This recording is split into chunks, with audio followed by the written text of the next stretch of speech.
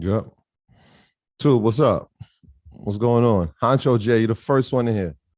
Shout out to you. Prudent Mom, what's going on? An avid watcher. Happy May, y'all. Let's get this thing going. What's poppin'? What's poppin'? Let's let the home team in real quick.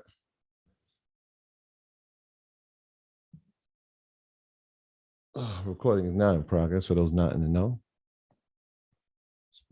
Shout out to all the earners in the building. What's up? There's a new month. We're blessed to be here for another one. That's a fact. Let's let the bro in. May. The year's almost over, ladies and gentlemen.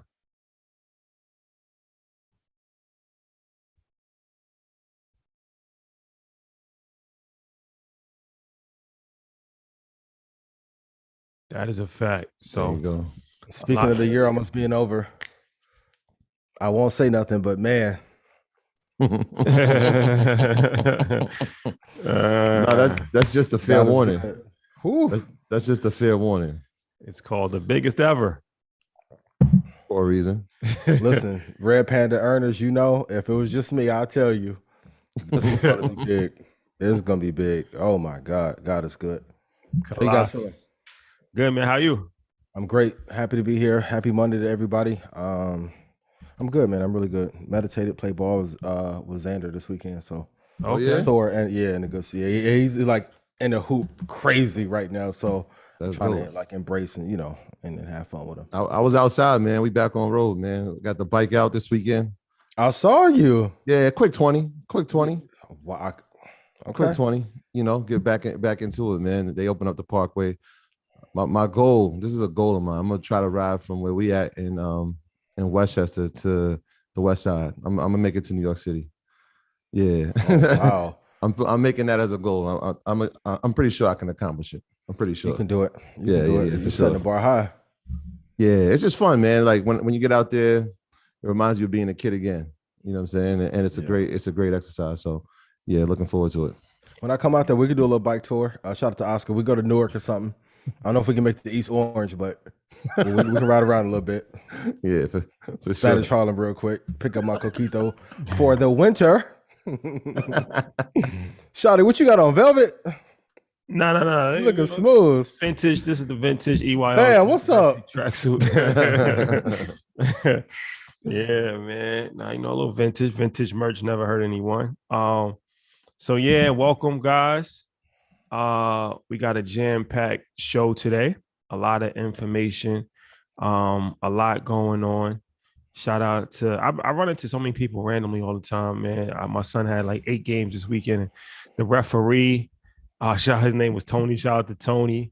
I'm gonna send him some merch. He said he rocked with everything. He's been watching Market Mondays since the beginning. It's really impacting a lot of different people. Mm-hmm. So whenever I'm out, and I'm out a lot, I'm out all the time in all these random different AAU tournaments all across New Jersey and Connecticut, New York, and coaches, parents, everybody always stops me. So shout out to everybody for consuming the content, for, propelling us to where we are now. Truly appreciate it. Very humbling experience for sure. Shout out to our bro Crew Love. Oh, yeah, that's my brother. Shout out to Crew Love, Jay Crew Love. Yeah. And our brother, Lord Dial from the UK, he pulled up on us this weekend. Yeah. Oh, for real? Oh, he's amazing, man. Yeah, we had to show him the city a little bit. Yeah, he was in New York for a little bit. So, what you got? Chinchilla on your microphone? No, just trying to step it up a little bit. I ain't got the little box thing yet. I got to get one of the Market Monday. What they call a microphone flag? Yeah. Sheesh, trying to add some little touches. Going in the booth with that. Got the Frank Lucas on the microphone. You gotta block that. Sheesh. Very, very. You're in a playful mood today. This is gonna be good. It's all good, man. It's all good, man. So let's get into this. Eid Mubarak for everybody that celebrated Ramadan. It was the end of Ramadan, so it's a holiday for all Muslims all across the world. So it's a joyous occasion. Obviously, it's a hard 30 days if you fast from sun up to sundown with no food or no water. But it all is for a purpose. And today was the celebration of that. So yes, the glorious day. And I saw Little Dirk was in the mosh pit. Did you see that? I did. I saw him throw out the first pitch at the game. Yeah, he was with his father. Okay. So Dirk or Perkio? Getting tricky out here. Yo, Kakashi, leave that boy alone. Perkio got jammed up. Perkio definitely got jammed up, man. 6'9", running rampant out here, man. Oh yeah, hold your head, Perkio. He might try to come at us soon, man. He might try to come at us soon, man. Yeah. He threw shots at Brandon Marshall. He's set up little Perkio. How you tough and getting extorted? Yo, Lil Perkio and the fake Drake were in a club together. I saw that. I think I saw fake Drake in person like a year ago. Just ran it before, like, because it had to be him. Because I'm like, damn, this dude looks just like Drake. These dudes are making That's club interesting. appearances. Yo, this is crazy. They're making club appearances. It's like, what that walkthrough bag looking like? Serious. I may bring out the suit and do fake Amari. All right, what we doing? Put my guy back on power so I get a little walkthrough bag. Oh, man. Wow. Little Perkio. All right, so there's some events this week. EYL, big week for EYL. Support Black colleges. Shout out to Justin and shout out to Corey. Good brothers out of Atlanta. They got a brand called Support Black Colleges. I'm pretty sure that you've seen the hoodies. You've probably seen it. Chris Paul wears it all the time. A lot of NBA players, it's been real popular. So they've blown up and, really killed the merch game. So we sat down with them and they gave us a really, really dope episode on how to scale their business, the problems that they've had in business, because there's always problems, not being able to get out inventory on time and having to, deal with issues, customer complaints, but it's a learning experience. How to get influencers to, rock their clothes. And that's really how, they really got the ball rolling. It's one of these things. You started a brand a few years ago, college, and now, they're millionaires. So Support Black College episode is going to be a really dope episode for anybody that's interested in merch, anybody that's interested in online sales, anybody that's interested in business and influencer marketing, all that type of stuff. So shout out to them. That comes out tomorrow at 8:00. And shout out to our girl, Angela Yee. Yeah. Absolutely. Revolt family. Assets over liabilities. That's the new episodes on TV right now. Well, in a little bit, and then it'll be on YouTube on Wednesday. So shout out to Angela Yee. Always good people, always good energy. Yeah, I spoke to her earlier. Yeah, she was like, it's so tough for me to watch myself, but I'm gonna tune in. She gave a lot of games. And back to that Support Black Colleges, that's a notepad episode. Like sometimes people walk around like y'all took notes. This is a full notepad episode. They gave so much game. Corey, obviously, just a brilliant mind, but the story how they met and the game that Justin just locked himself in a room and decided to like devote himself to was incredible. And they gave all of it out on the episode. So make sure that you have notepads ready. It's one of them. Yeah. And then Andre Hatch is teaching the class for us on Wednesday. Sorry for everybody. I had to postpone my financial planning call the first time ever in 2 years at EYL University that I couldn't make it, but it was a scheduling conflict. My son had 4 games this weekend. So, always try to be a parent when I can. But I will be making the class up, and my apologies. It's one of these things that just kind of, just a scheduling issue that I didn't realize until the last minute, but we'll definitely make that up for sure. That's going to happen. That's incredible. All right. So Ian, announcements. I know you have an event this weekend, I believe, right? Next weekend. Yeah, next weekend in Los Angeles. Yeah, so kudos to Nicole and congrats to Nicole and Greg. Congratulations. On the wedding. Congrats. Gifts is in the mail. So love you guys dearly. But yeah, Damon John, myself, MC Light, Dom Kennedy, and whoa. Slow down on these names. This is not like your average fireside chat, bro. Like slow down on the names. Damon John. Okay, boom. Of Shark Tank fame. Queen MC Light. Yes. Dom Kennedy. In partnership with JP Morgan in Los Angeles. I appreciate you guys for showing up. Tickets are sold out, so we're working on another date, maybe in Dallas. But for those of you who will be there, I love you dearly. Red Panda Family Earners. If you're there, just say Red Panda Earner. I'm going to let you squeeze in a few more questions. Whatever we didn't get to in Houston, we'll get to in LA. So that's a hell of a panel. Hell of a panel. Not bad. Yeah. God is good. Any other announcements you want to make? Oh, no stock club call tonight, but there will be a video uploaded that we did with my brother George on private equity at 9:30. Also, if you go on Telegram, I sent you guys a note. If you send me your top questions on investing and trading, I will record it tomorrow and have it up for you on Thursday. So even though I won't be there tonight because our guests couldn't make it, you will have 2 episodes for stock club call this week. I have learned. Be there no matter what. And shout out to my family, Dream Team, Don P, Kayla, Clint, Marcus, everybody. I love you. Family, love you. And I wish I could announce what we just talked about. But I'm going to be quiet. You gotta stay tuned for the end of the year. There's like 5 more announcements before that one. Stay tuned. But let's get into it. Before we start, we actually got an event. One more announcement. I'm gonna say something. Okay. We got an event this weekend in Atlanta, CultureCon. There you go. So if you're in Atlanta, CultureCon is sponsored by Cash App Square, the infamous Square Cash App. Block.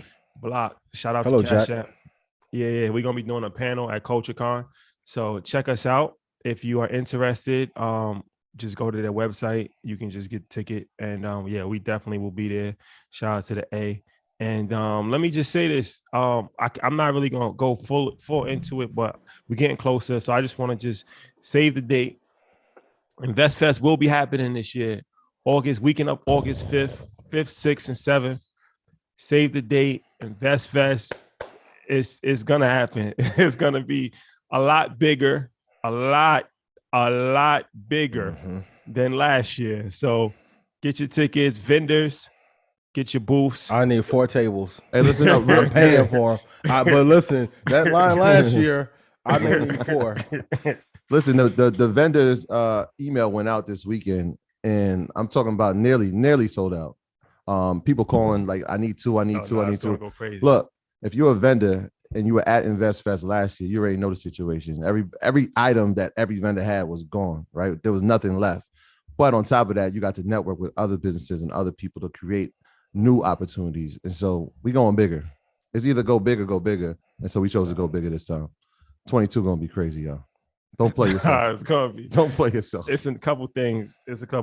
But yeah. We're gonna do it like Summer Jam. Every week we're gonna release something. Like one That's more smart. detail. That's smart. One more detail each week. You've been warned. So First detail is the date. InvestFest. Let me start working on my August 5th, 6th, and 7th. Stop playing. That's your birthday weekend, Ian? Yeah, August 1st. Okay. So it's the weekend after your birthday. Yeah, we're going way up. Party. Yeah. Okay. Oh, you know that. Come back with a tan. Some of these live trades. We may give away a car or something. Man, I'm being real for him. Let's go. You never. And know. he an 82 baby, so we're going way up. All right. So yeah. All right. We'll put all the descriptions in the put all links in the description of this video. But disclaimer. Yes, sir. Yes, sir. Our content is intended to be used. Well, first of all, do your own research. Do your own research. Our content is intended to be used and must be used for informational purposes only. It's very important to do your own analysis before making any investment based on your own personal circumstances.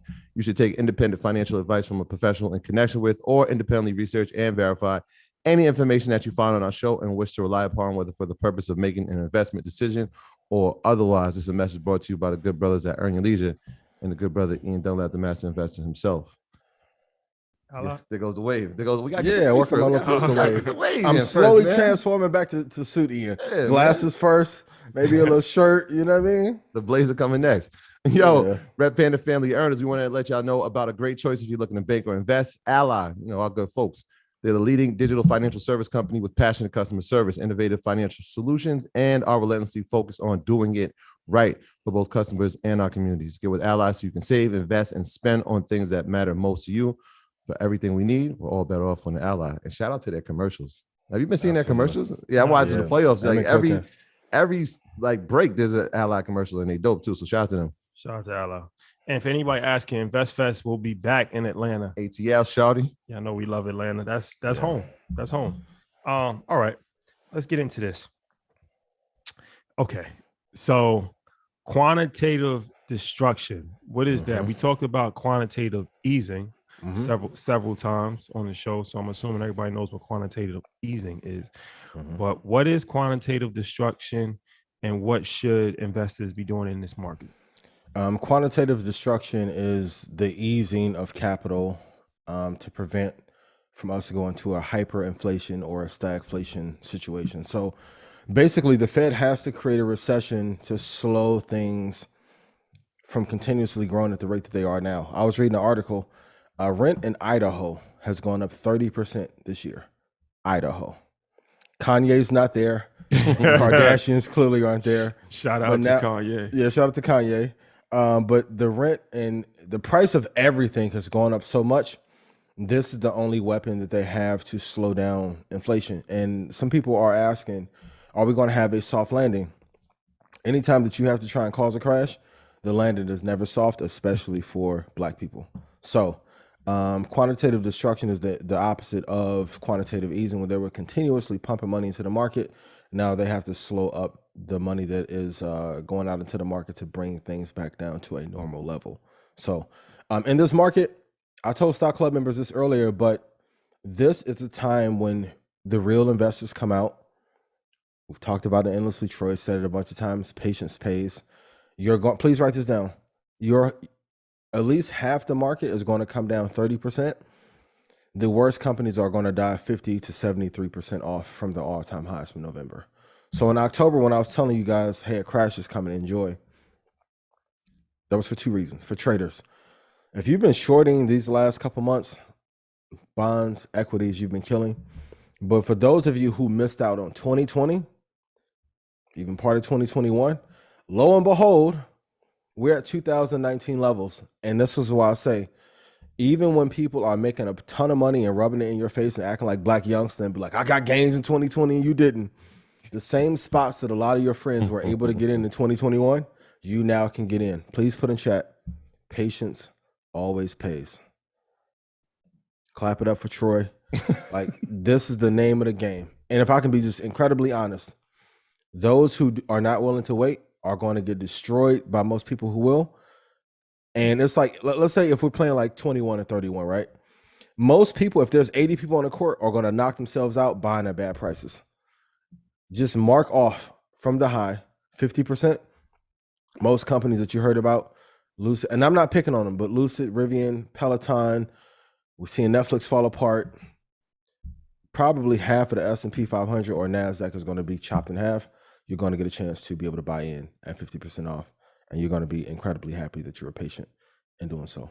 So Ian, real quick, just real question. So when you talk about quantitative destruction, when we talk about the Fed rate and these basis points get raised, is this now part of the equation? And if so, now that we've seen the S&P, drop, and we've obviously the NASDAQ was 23% down from its highs. Told you. Is it being priced in already? Yes and no. We know that we knew that it was going to happen. Mm-hmm. We knew quantitative easing had to stop at some point. But if you have no net buyers and you have more net sellers, and now we're seeing institutions, we'll talk about it later, they're shorting and buying puts like crazy. Like, shout out to put short in chat if you've been killing to the downside. So until the Fed says, hey, okay, this is when we're going to level out. Here's where we're going to no longer begin to or continue to raise rates. That's when the market will stabilize. Now, if you're terrified out of your mind, and let's say you have a big amount of capital in the market, what should you do? Don't look at your account for the next 90 days. Please don't sell. And I said this earlier in Stock Club, but anyone that I knew that was trading stocks in 07, 08, 9, 2010, if they can go back, all of them unanimously, unless they made $30 million, wish they held those positions. Don't get out now. If you got in at bad prices, you can average down probably 20% lower. And the S&P is only down 13%. It could be a hell of a lot worse. Right. But now is the time to really look for the areas in which to load the boat. And when the Fed says, hey, okay, this is where we're going to level off, that's when you'll see us start to take off to the upside. So the Fed, they just announced they're going to raise interest rates again this week. I think tomorrow, right? Yeah, right. I think it means like tomorrow 36 hours. I think Wednesday. Okay. I think Wednesday. Okay. So how is that going to affect the market? Gonna slap that bond market back down more. We were talking about it since August of the bond market topped August of 2020, and then when you have the government buying the bonds, and if you guys look at the chart, and maybe we can pull it up next week, the Fed and the government stopped buying equities at the exact top of the market. We're just in a tricky situation. The easy gains. I saw a great quote earlier that the euphoria era is now over. So now you have two cycles. You have momentum investors and traders, and then what I define myself as a catastrophic investor. So I want to buy a house in a neighborhood with good comps that just got set on fire. All the buildings are burning right now, right? So I want to wait till they're 50% off their value. Does it suck to hold even a winner? Like Apple's down 13%? Sucks. But I could be down 80%, 70% in Peloton or something else. So hold on for the long term. If you play this out for a year or two, you'll be incredibly happy. But these are the levels where you want to buy. And we are just actually entering the areas of the market where we should have been if there wasn't excessive money being pumped into the market. Yeah. And this is one of those months. Like traditionally, April is a month where we see, the S&P gain and we see the NASDAQ. It's a great month for trading. In May, obviously, with the Memorial Day is usually the start of the summer, and we start to see the trend down in trading. The volume isn't the same. Yeah. So it's almost looking like the storm is here, but it's raining hard. Get your galoshes out. Yeah. There's some signs here that it could get a little bit more bumpy before it gets brighter outside. And then, as Obama said when he was in office, the Democrats can get shellacked in the midterms. Midterms, right? So I mean, honestly, we have like 9 months until like the storm is like technically over. But all right, if the Democrats lose midterms, and then let's say the Republicans actually take over, the House and Senate, and then let's say hypothetically they win the presidency in 2 years, we know that most recessions happen under Republican leadership. Historical fact. It's not a political bias. I'm actually a registered independent, but most recessions happen. The economy does worse when Republicans are in office. That's just a fact. Yes. So that's not encouraging. Another sign. Yeah. And that was one of the things we said at the top of the year. It was like, midterm elections, this is going to be key. This is going to be key. How does that affect the market? We kind of broke it down, but like the facts that you're saying right now are how it can affect the economy. And so all these signs are part of how you come up with, when we talk about do your research, like add all these things into it and say, all right, now I can make an educated decision on what I'm going to do. So when I was in third grade, right, I used to take my little papers and I was supposed to do my homework. Shout out to all my FCA family. And I would hide them and not do my homework, right? And then report card would come out, and then who was my third grade teacher? Miss Palmer, Miss Joe, one of them. She'd tell my mom and dad, like, hey, Ian's smart, but he wasn't doing his homework. And then my dad and mom would be like, listen, whatever you put it in the wash is going to come out in the rinse. So there's only a certain amount of time that we can borrow money at a low interest rate and think every company on earth is amazing, even the ones with no revenue and terrible net profit. This reminds me a lot of 2091 all over again, kind of combined together. I say all that to say, when real estate is at exorbitant levels, venture capital, which that market is getting devastated, is at exorbitant levels, so is the stock market, so is the angel market. The PPP money dried up. The Fed was kind of treating their ability to print like a scammer in Miami with the PPP loan. How long did we think this was going to last? I mean, I try to tell you guys from the very beginning, like, it's only so long that you can print capital at this cheap, borrow at this cheap of a rate before we have devastation. I told you before, they are allowing people to make money over the last 2 years because of the devastation that's to come. Now, let me play devil's advocate. Does most recessions happen because of Republicans, or do the Democrats mess up so bad and run the bill up, get out of office, and then pass it to the Republicans? The last one was 100% George Bush's fault. That's a fact. That is those initiatives were pushed by Clinton for everybody to have a home, though. But that was historic failure on so many different levels. Started two wars. Two wars. Did he see? I don't want to touch this round. Or maybe did he start it though? It was under his leadership. That's true. We got to put that on his resume. It's on his resume. Yep. Next. Nope. You can tune in to High Level Conversations. High Level Conversation. Shout out to Keys. Billy Carson and 19 Keys. No, brother. You got to do a trifecta. Billy Carson, 19 Keys, and Ian Dunlap. I got to go get a big bag first. Shout out to Billy. I need one of them Goldman bags first, and then I'll come out the shadows. on this week's high level conversation. Conversation. Shout out to Keith. All right, skipping right along. What should investors be looking for in terms of volatility index to know the worst of if this crash is over? Yeah, are we looking at percentages of the VIX? What are we looking at, Ian? We're looking for 40 or higher. If we get to 45, it's going to be tough. But Mark, I want everyone right now to set an alert at 45 and 40. If we get to 45, that's the max that we should hit, unless we have some kind of cataclysmic event, natural disaster, another pandemic or endemic kind of situation, changing of the guard politically or geopolitically. We shouldn't hit that number, but if we hit 45, that will be the point where normally if we hit 40 or 45, the market starts to slide to the downside. During quantitative easing, the low of the VIX used to be 10. I think the new normal for a low for the VIX would be around like 18 to 20. I don't know if we'll hit the lows of 10 anytime soon without quantitative easing. So 20 to 18 will be like the new adjusted level, for sure. So we got up to 36 today. Intraday, the NASDAQ hit its 52-week low. Mm-hmm. And so are these the signs that we should look like, all right, there's two ways we can look at it. There's more room to fall, or are we nearing a bottom? Can we just tell them what the VIX is? A volatility index? Yeah. So the volatility index it tells you how the actual market is moving to an upside, how volatile it is from an upside to a downside. So as the number goes up, there's more volatility. As the number goes down, less volatility. So when Ian's saying 45, the number is 45. If you type in VIX on any stock chart, it'll show you, like we got up to 36 today. If that number gets up to 45, that means it's high volatility. You should expect to see a downtrend in the market. If it gets lower, right, we start seeing 20s and 18s from where it's at now, you should see an uptick in the market. So you start seeing the Dow move in a positive direction. You'll see the S&P move in a positive direction, and you'll see the NASDAQ move in a positive direction.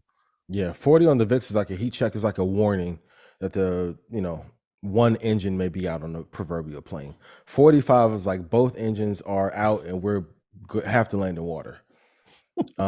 So if we haven't passed, I think 37 or 38, maybe in 4 or 5 months. But if we touch 40, start to get a little bit worried. But if we clip 45, that's when I will really have some deeper concerns. Yeah, all this to be wrapped up probably by the end of the year. I think we're only going to end up maybe 7%. It's going to be a rough year, but it's going to be a year within the normal range of what we're supposed to be in. Last time we touched 40 on the VIX was October 28th, 2020. We were at 40.28. Yeah. Not that far off. Yeah. Well, let's talk about this. Okay, Warren Buffett, Berkshire Hathaway, 98, right? 98? How old is he? I don't think he's that old. Is he 92? I think he's like 91 or something like that. I don't know. Yeah. Okay. Can somebody Dan put it in chat? Dan got us. Yeah, Dan got us for sure. Yeah, Charlie Munger might be 98. He's up there. I think Charlie older. It.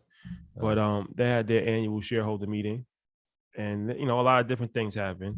So I want to talk about a few things from that. But the first, so a couple of years ago, Warren Buffett said that Bitcoin would go to zero. He said it was worthless. And I think, I don't want to misquote him, but I think recently, like this weekend, he said he wouldn't buy all the Bitcoin in the world for $25. He did say that. So that's telling me that he's saying Bitcoin is worthless. If you're saying that you can have every single Bitcoin in the world and you have $25 in your pocket and you won't pay $25 for every single Bitcoin, then you see no use case. You think it's actually worth nothing. That's a bold statement. So how do we feel about him saying that? The Bitcoin, I love Warren dearly. Laid a great foundation for me to be able to walk on. Any asset technically can go to zero, and there's a bunch of factors that, every bank, every institution at one time, and it would have to come out that Putin actually owns all of Bitcoin, or he was the mastermind behind it, right? To go to zero. The probability of it going to zero is less than 1%. So I think that's a little bit far off. The $25 comment, I don't know what his rationale is. Maybe for a long-term investment or the amount of capital that they have, maybe I can understand it. But to say that he wouldn't own any of it at 25, I think it's a mistake. But I have to be honest, it's really hard to question a billionaire and a person with that much internal access and with the amount of information that he's privy to. Whenever someone with his track record says something like that, there's usually a hidden message inside of it. And I'm wondering if he's trying to like slowly reveal that the powers that be may be trying to push it down. But the probability of it going to zero is less than 1%. Yeah, I think every shareholder meeting, they're saying the same message. I think, and people putting the age in there. He's 91. Charlie's actually 98. But I think Charlie at one point said it's evil. I'm just like, they're going to remind us every meeting that they don't believe in Bitcoin. It's something deeper there. Charlie said some very derogatory things about Robinhood also. He did. He did. Is it derogatory if it's slightly true? It's not what you say, it's how you say it. Yeah. Shout out to our alumni. Yeah, he did. But let's talk about some of the things that actually did happen. Positive things that actually can help some of the people that are watching here. And so one of the things that was brought up was the Activision deal, right? Mm-hmm. He owns 9% of it now, right? Yeah. And so most people are looking at that like, hey, where did that come from? Obviously, he's not just making just random investments. But if people were worried about the Microsoft Activision deal going through, I think this is a good sign. A great sign. Right? That's the greenest of flags you can get. Yeah. So like if you're a Microsoft investor and you were like, hey, what if this deal doesn't go through? There's some talks well, you just had one of the greatest investors, if not the great, just increase his stake by 9% ownership in the company. Yeah. On the contingency that deal goes through, which probably means that this deal is going to go through. I mean, and on top of for everyone listening, they're investing in Bitcoin. So even though they're making this commentary, they are actively investing in Bitcoin at this moment. So that was the big lesson I want you guys to take away from it. You cannot like something, but you need a certain amount of exposure to every asset class on earth. I don't know what information he has. I mean, I think if it comes out that Putin owns a considerable amount of it, or Russia does, I think that will change the valuation of it. But they had a man in the audience who also used to say things about Bitcoin sitting right in front of them as they were making that, by the name of Jamie Dimon. Mm-hmm. Everyone at Chase. But, he used to say the same things and then come to find out that they're invested in Bitcoin. So you just never know. Yeah, I mean, those two scenarios are a little bit different. I think, man, honestly, anytime a new recession is in the works, I don't know what he's thinking at all. And I got a good book recommendation for you guys as well. The Most Important Thing Illuminated by Howard Marks. Amazing book. You guys should read that. I don't think Warren is able to say what is really on his mind, especially with the market being in such turmoil. He could flip the market one way or another. I don't think he is doing a bait and switch, kind of like how another investor did around 2015, 2016. But I do think there could be a cataclysmic event that will push Bitcoin to like that 29,000 area that we talked about prior, and all the details on that. And I think once it gets revealed how deeply integrated banks and big hedge funds are into the top 15 crypto, I think most of the constituents that use them are going to be incredibly upset. Yeah, man. And Activision shares was up 9.5% after it came out that Berkshire Hathaway owned so much of it. Mm-hmm. And Berkshire A is currently at $485,000 per share. And it's been positive for the last 3 months. So it's actually outperformed. Say what you want about Warren Buffett, but he's actually outperforming at 90 years old. At 90 years old, he's outperforming the market. His share, his stock is almost $500,000 a share. That's good. And so he bought that, and he bought more, or he bought Chevron, up to stake in Chevron. Obviously, we know that they're big investors in Apple, and they're big investors in the drinks that they had at the meeting, Coca-Cola. So, they're just doing things that they invest in. But this is a key lesson too. Everybody should take this, right? and you probably overlooked it. And we always talk about when it's red, we don't panic. So here's what else they also did. They ramped up their stock bets by more than $51 billion during the first quarter amid the broader market's downturn. So while the market was falling, they were just adding to positions, $51 billion worth of investing while everyone was panicking. And so it goes to show you what the greatest investors are doing, right? When they see red, they don't panic. They pick their spots and they invest. And they're doing it for the long term. He said this thing, even when they're done, right? When they're long gone, Berkshire Hathaway will live on forever. Absolutely. Forever and ever. And here's the crazy part. There were net seller of stocks in 2020 and 2021. So like, imagine like if you're playing ball and you're underneath a 6-foot rim and you're 6 feet. If you jump, what are you going to do? You're going to hit your head. There's no room for you to be able to go up. Now, without quantitative easing, the rims may be at 9 feet. Now it's time for them to buy. So when you see net seller versus net buying, only look at the top 5 and see if they're buying now. Now you have asymmetric risk to reward ratio that is in your favor. So when everyone is panicking and buying off a hype, they're getting killed. Now when there's blood in the streets, now is the time to get the deal. So this is why I always say patience pays. Wealth, requires silence. You would have thought that they lost their ability and reign as some of the greatest investors of all time, and they're actually doing better than everyone else. So what does that tell you? You need to be more quiet, more patient than everyone else. Like they were negative in buying 2020 and 21. And I'm sure all their clients are like, what the hell are you doing? And look at it now. They're beating the S&P 500 and NASDAQ. Yeah. Amazing. And for anybody that doesn't know, they do have a B share, which is a lot more affordable, $318. So their A share is $400 and something thousand per share, but the B share is $318. And think about this: the stock is $400,000 without technicals and knowing when to get in. Whew. Future's bright. Any more takeovers from the Berkshire Hathaway situation before we move on? Key takeaways. I agree with the quote. Like Wall Street makes a lot of money when people are gambling, and if I can argue to everyone on Wall Street and inside the industry, I remember in 2008, 9, and 10 when you guys said we wish we had more retail investors in the community. Now we're here, and now it's like, well, I don't want you using Robinhood. Why? You have to pick. Because we can all leave like how we did in 08 and it messes up your money. But I think there has been a monetization attempt and money grab amongst those who don't know. And I think we've played a great part in trying to help keep people disciplined and to buy at the right spots. But just be patient. Like the worst investors and gamblers are going to lose everything now.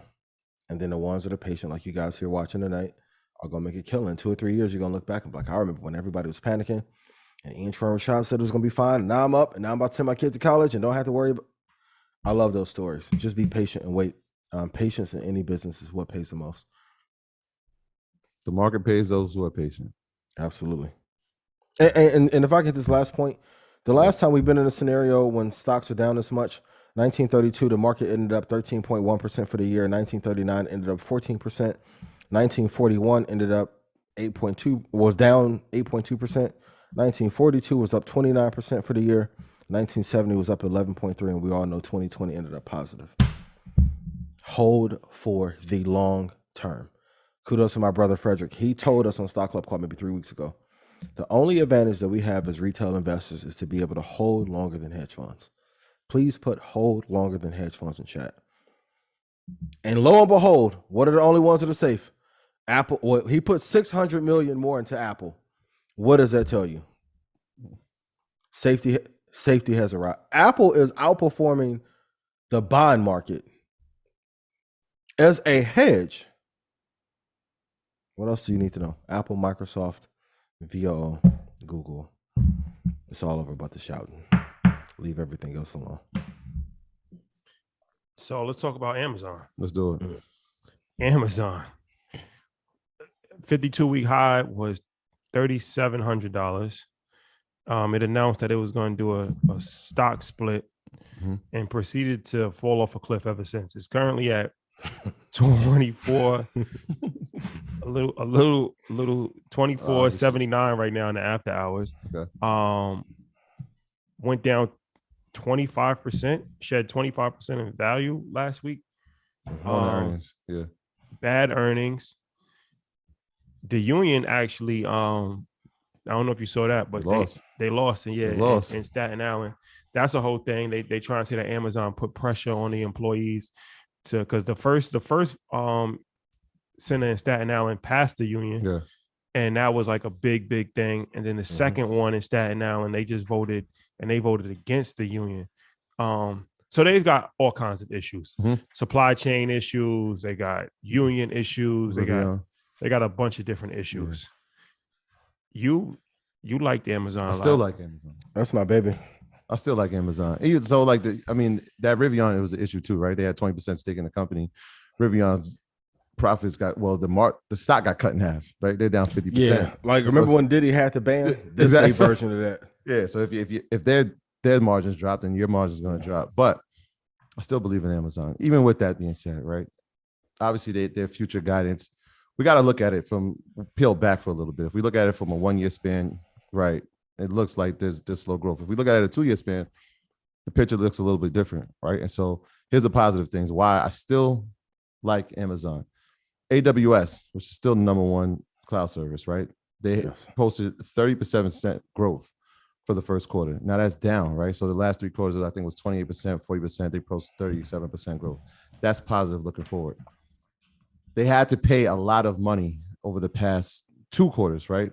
The cost for labor, number one. So they had to hire more people. And they increased salaries. They increased what they were paying people.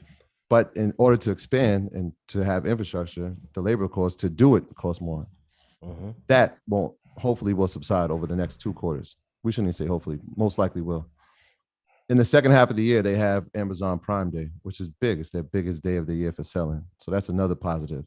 In addition to that, their stock split is coming up on the 3rd. And we know when we see a stock split, we see a new influx, especially with all these retail traders who are still here in this market. They're still here. When we see stock splits, and if it splits now at 21, I think each share would be $124 a share. You're going to see more retail investors decide that this is now at a price that I want to get involved. And so that's going to bring an influx of more income into Amazon's stock. So I said it was my stock. I'm sticking by it. Shout out to Amazon. Yeah, and I'll say this publicly. Amazon's a core holder in Red Panda Stock Club. So the biggest threat that they currently have is a supply chain issue. So if they can't get enough inventory, of course, it's going to affect the numbers. One of the biggest opportunities that they have, like you said, is that split coming up. So, I mean, they were priced out of the market. So if they're $2,400 a share, not that many people can afford it.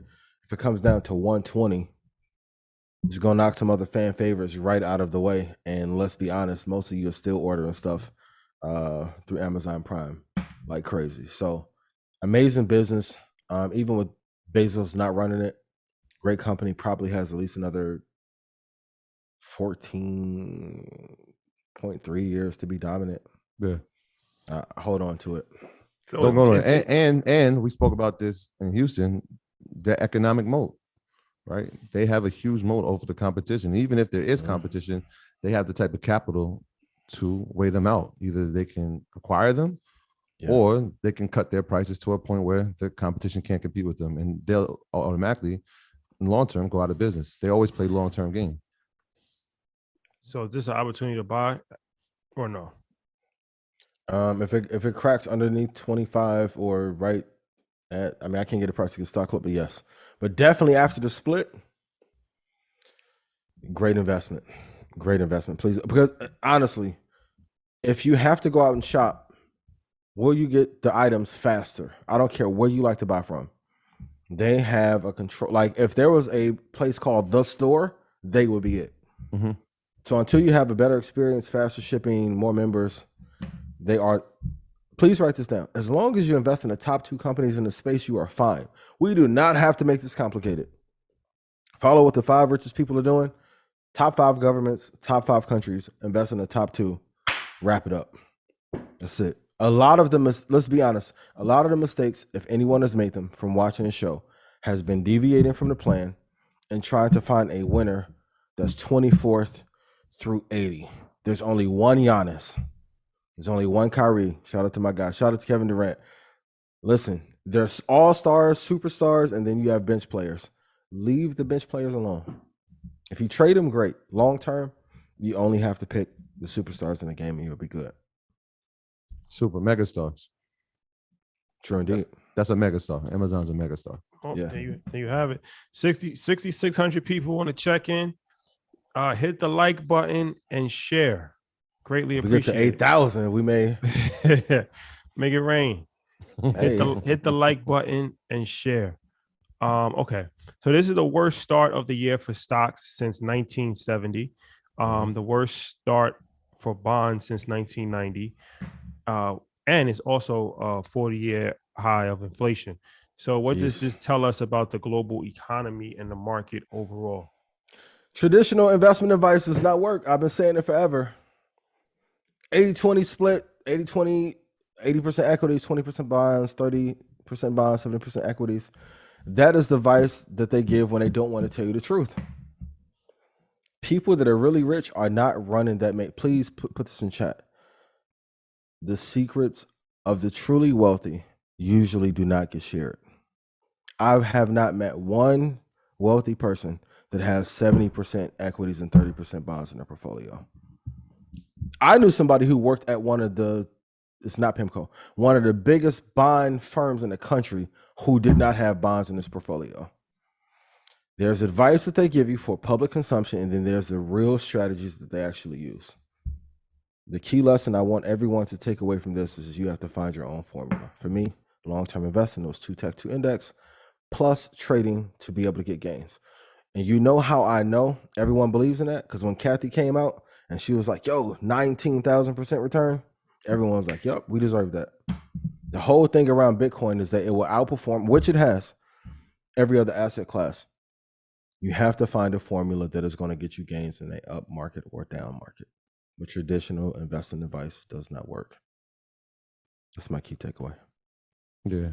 I mean, that's a lot. You know what I would encourage people to do? Actually study like what bonds are. I hear like, you know, like they'll hear it on CNBC and they hear us, we might say a few things about it, but they have no idea. And so I would, you know, like one of our great resources, Investopedia. Shout out to our guy, Caleb. Absolutely. It gives you everything you need to know. Like I remember like maybe 3 weeks ago, I had it like question to myself. I'm like, let me just figure this out real quick. Then I'm going to ask Ian to see, like, first, let me call him and see, you know, what this is all about. But studying that, understanding what the 10-year treasury bond looks like and why when it over 3, you know, the market dropped to a low today. And when it went back under 3, the market rose. Like understanding the correlation between those things are important. And so when you hear these things, it's not like, oh, they're just talking. Like, nah, like, wait, that's a key nugget. Let me really figure out what that means to the actual economy. BND, the Vanguard Total Bond Market ETF, is at 5. The low is 73 and some change. So if you followed a traditional plan, you would be down in both long-term investments and the bond market. That's a terrible feeling to be down in both, because that's what breaks your spirit. Is when and this is the reason, like when 08 came, I was like, let me find my own formula, because everyone else was telling me. That's why I always tell you, if you guys watch the show, don't believe anything I say. Go test it out. If I made you money, please put yes in chat. And even for me, if interest rates or inflation go to 18 or 19%, it destroys my 2 tech, 2 index philosophy. Go to 21%. Got another little strategy though. You always have to be prepared for the worst case scenario. Always. My biggest financial fear on earth, somebody buys one of these trading brokerages and there's no discounted trading. But even if so, have to have a backup plan. You have to. Traditional advice does not work for the majority of people. So I appreciate you guys so much. Yeah. I know it's a hot take, and I know some advisors are going to be mad, but the 80-20 matrix is not where it is. Now, it works incredibly well during times of quantitative easing. Homework assignment. If I was watching, this is what I want to know. And no one's ever talked about this. Only look at the years where there was not quantitative easing what three sectors did best in those times, and what were the average rates of return in the stock market without quantitative easing? I want you to go back to the 1800s through now to get that data. Now, if you know how to make money in the worst of markets, when we finally get quantitative easing back in, like in 2028, oh man, you're gonna be rich as hell. You're gonna be rich as hell. It's like if you're playing ball and you're playing like, let's say we playing like 5-on-15. Oh my God.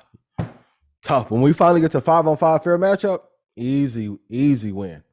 Right now, we are playing bully ball with quantitative destruction. But once we get out of the cycle, and no storm lasts forever, it'll make you a hell of an investor and a lot of money in the future. And if I made you money, put yes in chat. Big Fendi. Big Fendi. What other show has? I'm being real. Bitcoin return from 2020 to now is 4 times higher than oil and gold. So what are some good prices to get in to Bitcoin, the legendary Bitcoin? Yeah, I want to give 3. So if it gets to 29, anywhere at 29,000 and some change, 34,210 is good. And if you're just chasing, like I would stop anywhere. I would stop at 36. I wouldn't go any higher than 36, even if you're looking to hold for a long period of time. But the returns on Bitcoin have been absolutely incredible, and especially with the institutional adoption, it's even going to go higher. But even with that, Bitcoin is the greatest case at scale. My whole premise of making 2 index plus trading is you can't tell me that every piece of technology that has been made on planet Earth has went to banks and hedge funds first, and the only thing we can get out of the market is 7 to 12%. Bitcoin was just like the first product that was acceptable amongst institutions and banks to say, okay, maybe you can get 30% in a year.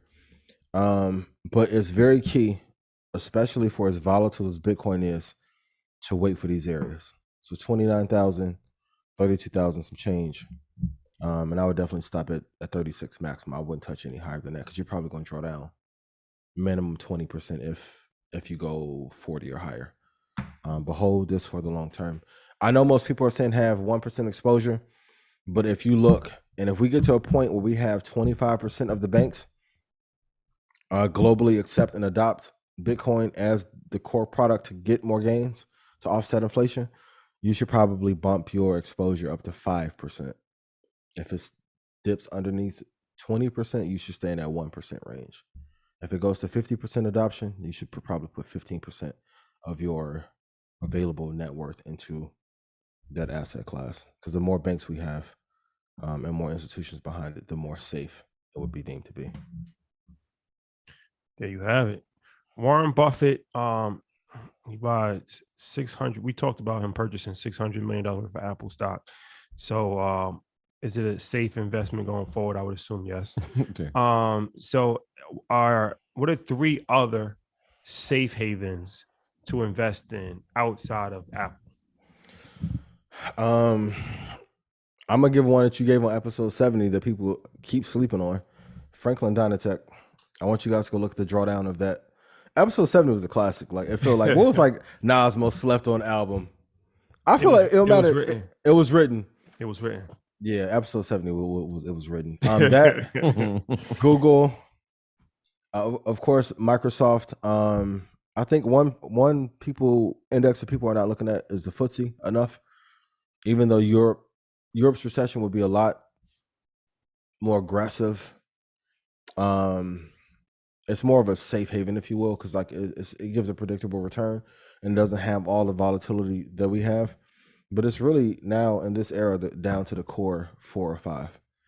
Even if you look internationally, there aren't that many companies in, let's say, Mexico or Australia that you would put in that top 5 that if your life was on the line. But I would look internationally at the FTSE as a safe haven as well. So Google, Microsoft, Apple, Tesla. Tesla would be a dark horse, and I put it in Telegram earlier, but since Elon is getting financing, of course he would. Now he won't have to sell his shares in Tesla to protect that investment and prevents drawdown in that asset class or in that asset, of Tesla. So now he'll get financing for Twitter, be able to pay for that, keep all the shares, and be ruler of Skynet, heaven and earth, right? Tesla will be a dark horse, and especially if they do another split. So if you look at the largest American companies by market cap, you just named all of them, right? So number 1, Apple, number 2, Microsoft, 3, Google, 4, Amazon, and 5, Tesla. Number 6, Berkshire Hathaway. And so if we're talking about safe, like there's a reason they're safe. They're the largest companies in America. Yeah. And so that's the safest bet right now. Those are the ones. Okay. So for those, if you're watching at home and like, I don't know what the hell they're talking about. Like, okay, you remember when like Lonzo Ball went number 3, but he probably should have went 9th, right? Nah. He could have been first. Now Lonzo's tough. He could have been number 1. Who else was in that class? Well, Jason Tatum probably should have. Looking back, he probably could have been number 1. That's Google, Microsoft. Not a sexy of a story, but kudos to the Ball family. I'm not mad at the dad for getting his kid drafted the way he should. And had he not been with LeBron, he probably could have been off to a faster start, right? But Tesla, he played with LeBron 1 year, right? Oh no, am I wrong? I think they might have traded him to get him. Yeah, he's part of the package to get Anthony Davis. Mike, cut that out. Don't clip that. Yeah. But that's my guy. He on Chicago now, so that's my guy. Yeah. He doing good, but like Tesla's like Ja Morant. It's like horsepower just need a little bit of help, a little bit of direction. But boy, I think it's just down to the best companies in the world right now. Like whenever I'm be real, like 2020 and 2021 were complete bullshit years. If you can't produce in these markets now, you have to throw your strategy away. Everybody can play when it was Balco and everybody was taking steroids. Everybody can play 2K when it's on rookie level. Madden, same thing. Now, when you go to the hardest level, then you can see if you can play. It's just, I'm begging you guys, invest in the top 5. When you see the biggest market cap companies in the world are weighted that way, that is the governments and the banks saying these are the ones that we're going to put our money in for safety, and all the others, they can die. They can die a slow, painful death. Don't leave. And this has worked traditionally since 1900. So when our parents were talking about IBM back in the day, IBM was the biggest market cap company at the time. And then they fell off to Microsoft. And then Microsoft fell, and then Apple took over. And then Microsoft came back. If you follow that market cap top 5, you'll be good. You'll be good. Yeah, I think he played with LeBron for 1 year. His rookie year, I believe. No. Kobe. Definitely was with Kobe. With Kobe? Yeah. Lonzo Ball. Somebody put in chat who Lonzo. Lonzo played with somebody. No, I think Lonzo Ball never played. Hey, but he came right after. Never. I think Kobe retired and Ball came. He played with LeBron James. Yeah, because he a natural PG. Because that's what his pops was trying to. His pops was going back and forth like LeBron. He don't need LeBron. Put it in chat. It was a whole thing. But he definitely got traded for Anthony Davis. That did happen. Well, he was part of the trade for Anthony Davis, but he played with LeBron for 1 year. You know the number 1 pick of that draft was? Who? Markelle Fultz. Shout out to the king. Damn. Fuck, the Monstars got him. That's sports psychology is so key, man. And also too, the organization, the organization can play a big role in you not recovering fast enough. It's not like he did at Ben Simmons. He tried to come back. But a lot of times, like the organization will mismanage their players and not give them the resources they need to elevate to the next level. Sometimes that shit is intentional. Yeah, that was spooky. Shout out to him. He's still playing in the league though, so shout out to him. Yeah. All right. So let's go into this conversation. From the looks of it on YouTube, it looks like he played with LeBron. He absolutely never played with Kobe. I know I wasn't tripping that bad. That's kind of borderline. He retired. That's borderline ridiculous. No, he retired 2016. Kobe? He retired 2016. But I'm just saying. He got drafted 2000. He got drafted 2017. It's a summer difference. I know Corey at home laughing right now. Like, yo, we have taken over the title for worst because you're a Kobe fan. Like you're like I'm a Bulls fan. But you're a Kobe fan of also. Course, I'm a Kobe you fan. A Bulls fan? Oh yeah. You just said it. Yeah. Okay. Yeah. Gotcha. That's why I said Miles was my guy. He playing in Windy City. As a New Yorker though, yeah, that's big pause. Nah. We Jamaican, man. So my pops rocked with Patrick Ewing because he's Jamaican. Jumped on that Michael Jordan bandwagon. That's not, but that's don't put me in that category. Nah, you don't like the Bulls because of Michael Jordan. Scottie Pippen's my favorite player of all time. Not Michael Jordan. Scottie Pippen is your favorite player of all time. Yeah, okay. That's a fact. That's mind-boggling. Why? That's LeBron put him in his. Might clip that up. That's funny. That's a good one. Shout out to Pip was tough. Yeah, if you look what LeBron just said, he said the people he modeled his game after: Magic Johnson, Scottie Pippen. Yeah, you can see that. That's my favorite player. You really can't see that. You really can't see that. I said he said it. You can't see the Magic part. No, LeBron is an elevated version of Magic. He's Magic Johnson on steroids. I can see that. But Scottie Pippen, I don't see any similarities point at forward. all. Scottie Pippen? Yeah, point forward. LeBron he was. He was the first. Scottie was point forward. What are you talking about? Scottie Pippen, bro. Like, Hall of Famer, 6-time champion. Don't y'all click off YouTube. I'm tired of saying that word. Hall of Fame. What are you talking about? Point forward. You comparing him to LeBron James? I'd never compared. I'm telling you what LeBron said. Anthony Mason was a point forward. Stop. Was he wasn't Pippen though. Let's not do that. Anthony Mason was a point forward. Rest in peace. You wow. Rest in peace. I'm just saying, just because he's a point forward doesn't mean. I'm telling you what big one that did that to Pippen, keeping it foul. Next subject. That's like saying Jack Harlow's a white rapper. Is he Eminem? Who's saying? Well, you're saying these things. Nobody else. But I'm just saying, just because he's a point forward doesn't mean he's comparable. These are what the conversation. What I'm saying is that I didn't say it. LeBron said it, not me. LeBron's. I don't understand. He's a diplomat, man. He just says things. He could have said any player. He could have said Anthony Mason. He didn't. These are what the conversations like after the show, right? He could have said Grant Hill. He didn't. No, he didn't. He said Scottie Pippen. I mean, people say a lot of things. Grant was a beast. Hall of Famer as well. Yeah. Who? Grant Hill, Hall of Fame. And Penny Hardaway. Let's not do that. Penny probably not gonna make it. Penny, I think that was the third guy he named. To be honest with you, when you say beast, can you define that? Well, Grant Hill. We'll do it at the end. Yeah. Okay. What? No, I'm just. We can shut the whole show down. Listen. I'm just. What? Yeah, we do it at the end. We do it at the end. Why are you gonna do that to Grant Hill? No, shout out to Grant Hill. I mean, I'm just, All right. This is how you guys sound when you're asking, should you buy this stock over Apple? See, right? So great. Rivian is Tony Kukoc, right? Hall of Famer. Hall of Famer. Yeah. Right? Scottie Pippen. Love you, Pip. Hall of Famer. Don't play Spotify this week. Love you, dog. Pip may be like IBM or no. Let's like give me a tech company that's like not top two. Intel. Yeah, like Intel. Scottie Pippen will be Intel. Michael Jordan, of course, would be Microsoft to Apple. So to tie it all in. We just ruined a whole bunch of relationships. I'm so sorry. No. We do this all the time. All right. So chip makers versus EV companies. Which one is more important over the next 10 years? And what are some of your favorite chip companies or EV companies, if you don't? You got one? You guys want to go first? Okay. So chip companies or EV companies, which one is more important? I would say chip companies because you can have, it's kind of like Bitcoin and blockchain. Blockchain can exist without Bitcoin, but Bitcoin can't exist without blockchain.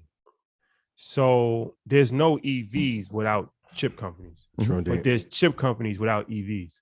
So I would say that the chips are more important because they power pretty much everything. The EVs are important, but EVs is just one part of that ecosystem. I think that's a perfect comparison that you just laid out. I'm with you. The chip maker, like if you, and we've seen this, right? Trying to get cars in the past couple of years, just the past 2 years, the shortage of chips has had caused a detrimental impact on car makers, right? Mm-hmm. Like I just got my dad a car and we couldn't get the power seats because they didn't have the chips for power seats. And so it was like either you have a car without the power seats or you have nothing. And so it was like, bicycle. Right, yeah. So it's like they put you in a tough spot. And so the chips are going to be important because, like you said, it powers the cars. And obviously, we saw a bunch of states. Obviously, I talked about California, but there's more states now that are saying like everybody has to go to zero emission. So there's going to be more EVs. But if they don't have the chips, then it's kind of not going to be as functional. And so there's a lot of people get semiconductors because there's a lot of semiconductors, but not all of them are for automobiles. And that's what we got to really understand. And so when we hear all these semiconductors and we talk about TSM and we talk about NVIDIA and we talk about AMD, not all of them are inside of EVs right now, right? And so we got to be very clear. But I'm gonna give you three that are like some of the leaders semiconductors inside of the automobile space. So NXP semis, you should write that down. That's a good one. NXP semis. All right, they 10% share of the EV chip making market. This is a surprise because most people probably don't think about this. Texas Instruments. When we think Texas Instruments, we think high school, we think calculators. Yeah. That's it. But they have 9% share in the EV space when it comes to making chips for vehicles. Qualcomm is in that space as well. I know they're doing stuff with GE, and I believe AMD is going to be inside of Tesla. So those are 4 semiconductors that are inside the EV space now. There'll probably be more. Can you say those 4 again, please? NXP semis. Yep. Texas Instrument, Qualcomm, AMD. All 4 semis, all inside the EV space. And that's key to understand which semi, and there's more, obviously, but just understanding which semis are being used for what is important because they're not all used for the same things. I agree. Chips are the most important for sure. I want to go on record. I think AMD and NVIDIA, one of those two will be the most important company in the next 10 years. Ethereum had a little bit of an out of every company, or out of every chip company. I'll say top 5, and I'll tell you why. Out of everything, every company. If everyone believes in metaverse, all this shout out to Rick Ross that take this fight. Ross is different. I need to see it. I need to see it. Y'all talking about crypto? I need to see it. Where that? Pressure. Where that? Yo, where that? Where's the money? Yeah. Shout out to Ross. That was hilarious. Yo, that's a bad boy right there. I feel you though. Ethereum had a little bit of a blow up though this weekend. If you guys didn't know. Yes. Yes, it did. So if you believe in metaverse, car, computer, technology, and if those are on a cellular level, like the blood cells of a computer and this digital world, and if Ethereum is going to have issues, and if you're going to try and crack one of these cryptocurrencies, you're going to need a certain amount of computer power to do so. I think AMD or NVIDIA is primed to be. I'm going to go on record. If Apple, Microsoft, Google, Tesla does not acquire AMD or NVIDIA, it's going to lead to them being killed off by one of those two. Because how long, if they are providing the life force for your industry, and I'm the number one product on the block, how much longer will I let you be the number one product and you just move me around like blue magic whenever you want to before I say, hey, I'm going to get into your industry? That's why TSM is very interesting, because if somebody put it in Zoom that China figured a way to avoid those U.S. sanctions, but if China gets control of TSM, that's a nice piece on the chessboard to be able to control the global economy. Without a doubt. Without a doubt. Yep. We said that. And if you believe in Starlink and how many NVIDIA chips do you think Elon needs for Neuralink to connect to the satellites to then mind control Putin, to drive him off in a Tesla, to push up Dogecoin and then Bitcoin and then pick a president for the next? You need a couple chips. I don't want my chips with the dip. Chips with the dip. Hey, Elon needs all the chips right now. Tesla needs to acquire. Yeah. Yeah, somebody's asking for the tickers, so I'll just run down the tickers really quickly. Qualcomm is QCOM. That's for Qualcomm. AMD, obviously, is the ticker. Texas Instrument, TXN. And NXP Semis is NXPI. That's the ticker for it, NXPI.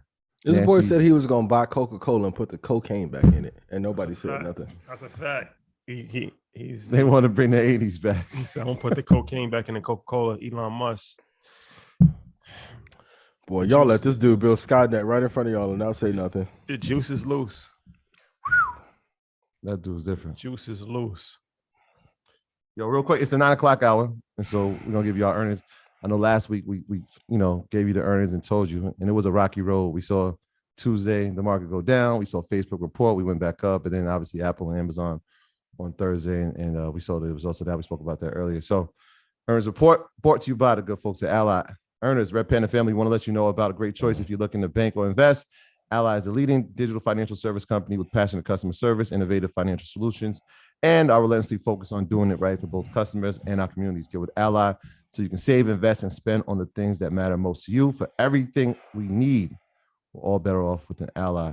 So let's run it down this week. All right, here we go. There's one of my companies that I always talk about is in here. So tomorrow, the company we just spoke about in the semiconductor space will be reporting. AMD will be reporting. Starbucks will be reporting. Airbnb and Lyft, all companies we've spoken about before. And I know some of you have started businesses or are in business with either doing Lyft or having an Airbnb. Uber will be reporting on Wednesday. Twilio and Fortinet, companies we've all spoke about. Thursday, Shopify, Datadog, DoorDash, and Penn National. Spoke about that a lot. Shout out to Jamal. That was one of his companies that, we were going back and forth. And Friday, DraftKings. You already know that I have shares in DraftKings. I'm interested to see their earnings report. Obviously, the stock has been hammered down to like $15 a share, maybe even below that right now. But the first quarter that's the home run season for them, right? You had the NFL playoffs, you had the Super Bowl, you had March Madness. And so these big sporting events all happened in the first quarter. I know New York passed legalization of online gambling in their first quarter. And we saw that they did like $1 million, some crazy number in the first weekend. So I'll be interested to see what DraftKings comes back as far as their earnings. So that's our earnings report for this week, y'all. What were the first four you said? AMD, Starbucks, Airbnb, and Lyft. Okay. Look, can someone put in chat, either Zoom or YouTube, what is Uber's net profit margin? Uber's going to go out of business in the net. Well, they're going to fall from grace, I'll say that. I think Uber is one of the few companies that is publicly traded that does not have a sustainable business model and probably should have never been listed publicly. But I mean, I get the angel to venture pipeline game, but if Uber goes out of business, I mean, what's going to happen? Because I mean, nobody takes cabs anymore. Everybody takes Ubers or Lyfts. Everybody does that. That's pretty like universal at this point. It's like Band-Aid. It's just like a brand name. Was there a company that could come and figure out how to make profit in the space? If they can't make a profit, how's anybody gonna make a profit? I don't know if the company was ever founded on being most profitable. I think also the companies that were founded when capital was free flowing. Oh, this is a good test. Look at the companies that were founded when quantitative easing was flowing and compare those versus the ones that were not in a recession. So the ones that were not given funding during quantitative easing, those are the get it out the mud companies. They have to figure out how to be profitable very early, or if they did take in capital, they had to have a return on their capital pretty easy. During the terms of quantitative easing, as long as you can have an exit ramp for the investor, the profitability of the company did not matter as much. There's probably 5 other companies I can name that probably are net negative. I don't want to ruin every relationship on earth. And don't y'all in the comments be like, oh, Ian caping. Let me get a bag for us and then come back, right? I can't do all truth telling all the time. But most of these companies that were founded post 2008, like Postmates. You think Postmates is really making money? How? Houseway. Keontae on the corner in Brooklyn making more money selling his little bags than Postmates is. But okay, you want to convince me that thing's worth $15 billion. Oh, okay, gotcha. I don't know 9 people in Flatbush that use Postmates.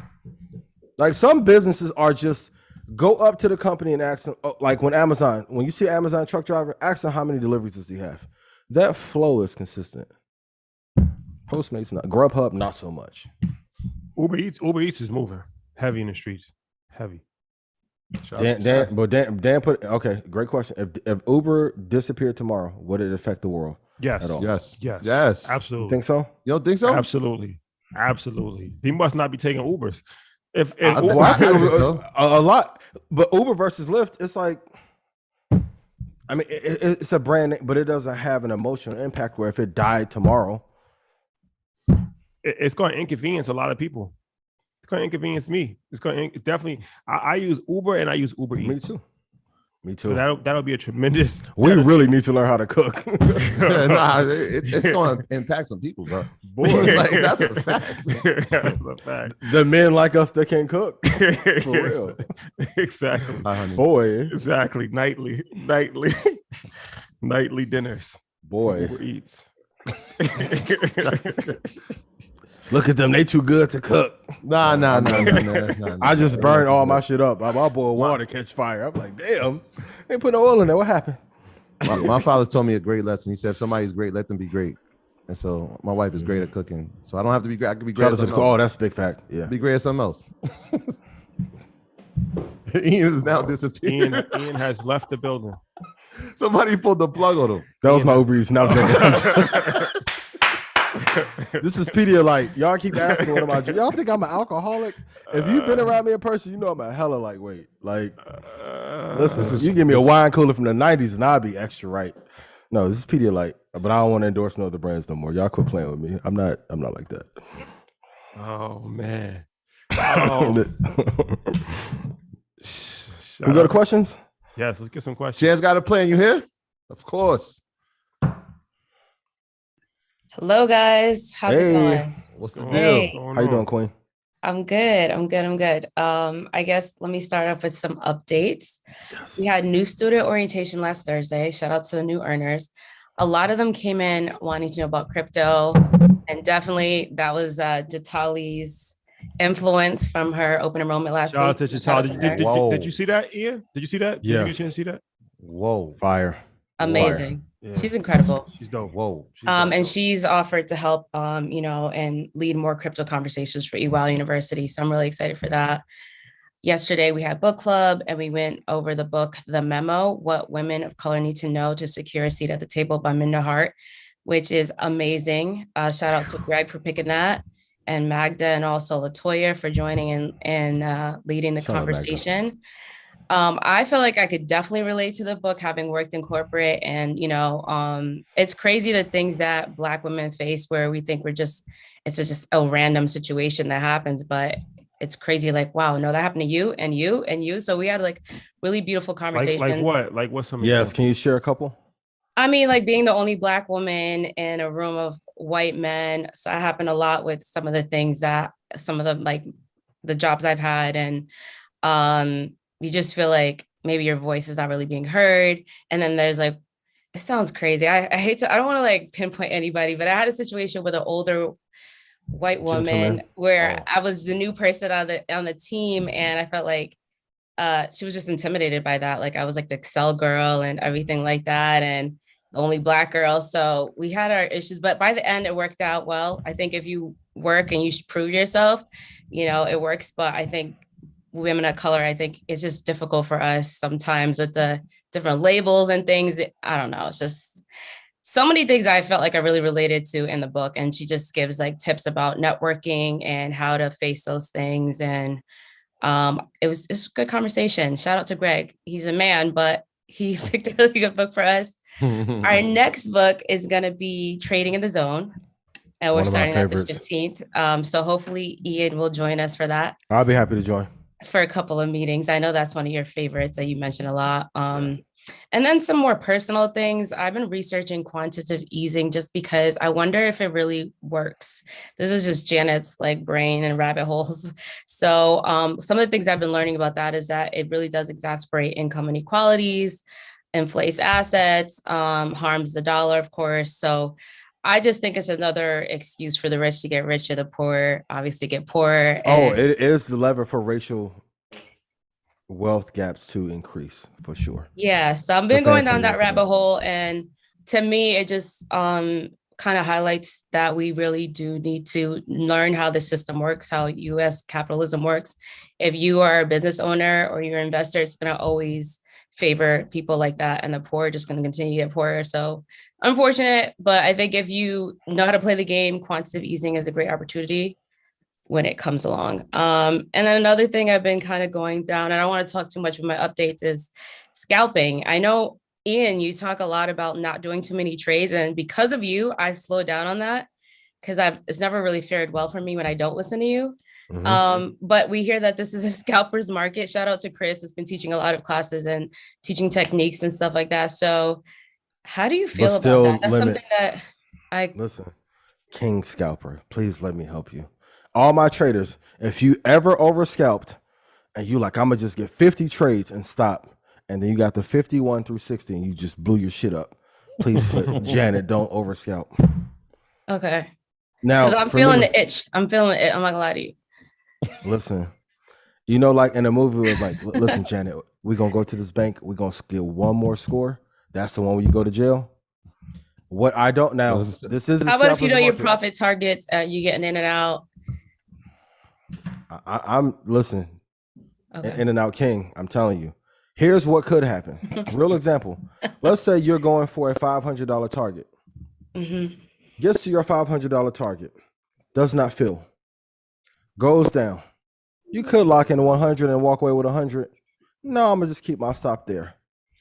FOMC report comes out, or Elon, since he now owns Twitter, says, hey, I'm going to put XYZ in charge of this, and the market plummets. Now, instead of losing 200, you now lose 3,000 on a scalp. How about stop losses? They can bleed through. I have a friend that lost $126,000 with a stop loss.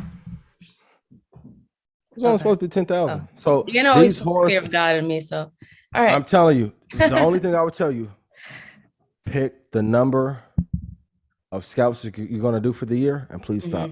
If I've told you the snipers, now go crazy. I don't care if you're cooking. Put your kids to the side real quick. If I told you this and you lost money, please listen to Ian in chat. Because what I don't want to happen, and I want you to go undefeated. What I don't want you to happen is that because the itch happens, you're going to overtrade. No one's overtraded more than me. This is how I know these lessons. I know y'all feel like I be reading your mind. But these are like lessons that, you know, when your parents be like, don't do this. I was a teenager once too. This is a prime example. You know, when I pick up the mic, I'm serious. Do 20 scalps, maybe maximum per year, and be done. Okay. Wow. Yeah. Jay, I'm gonna tell you, like, Greg would call me every morning because he was scalping, and he'd be like, yo, this is my last one. This is my last one. The next day, he'd be like, yo, I did it. I shouldn't have done it. I'm like, damn, bro. Nah, don't just patience. He's like, I know. I'm trying to work on it. So yeah. Well, and I got a scalp target that'll win in less than a third of a second. It's hard for me to even say it,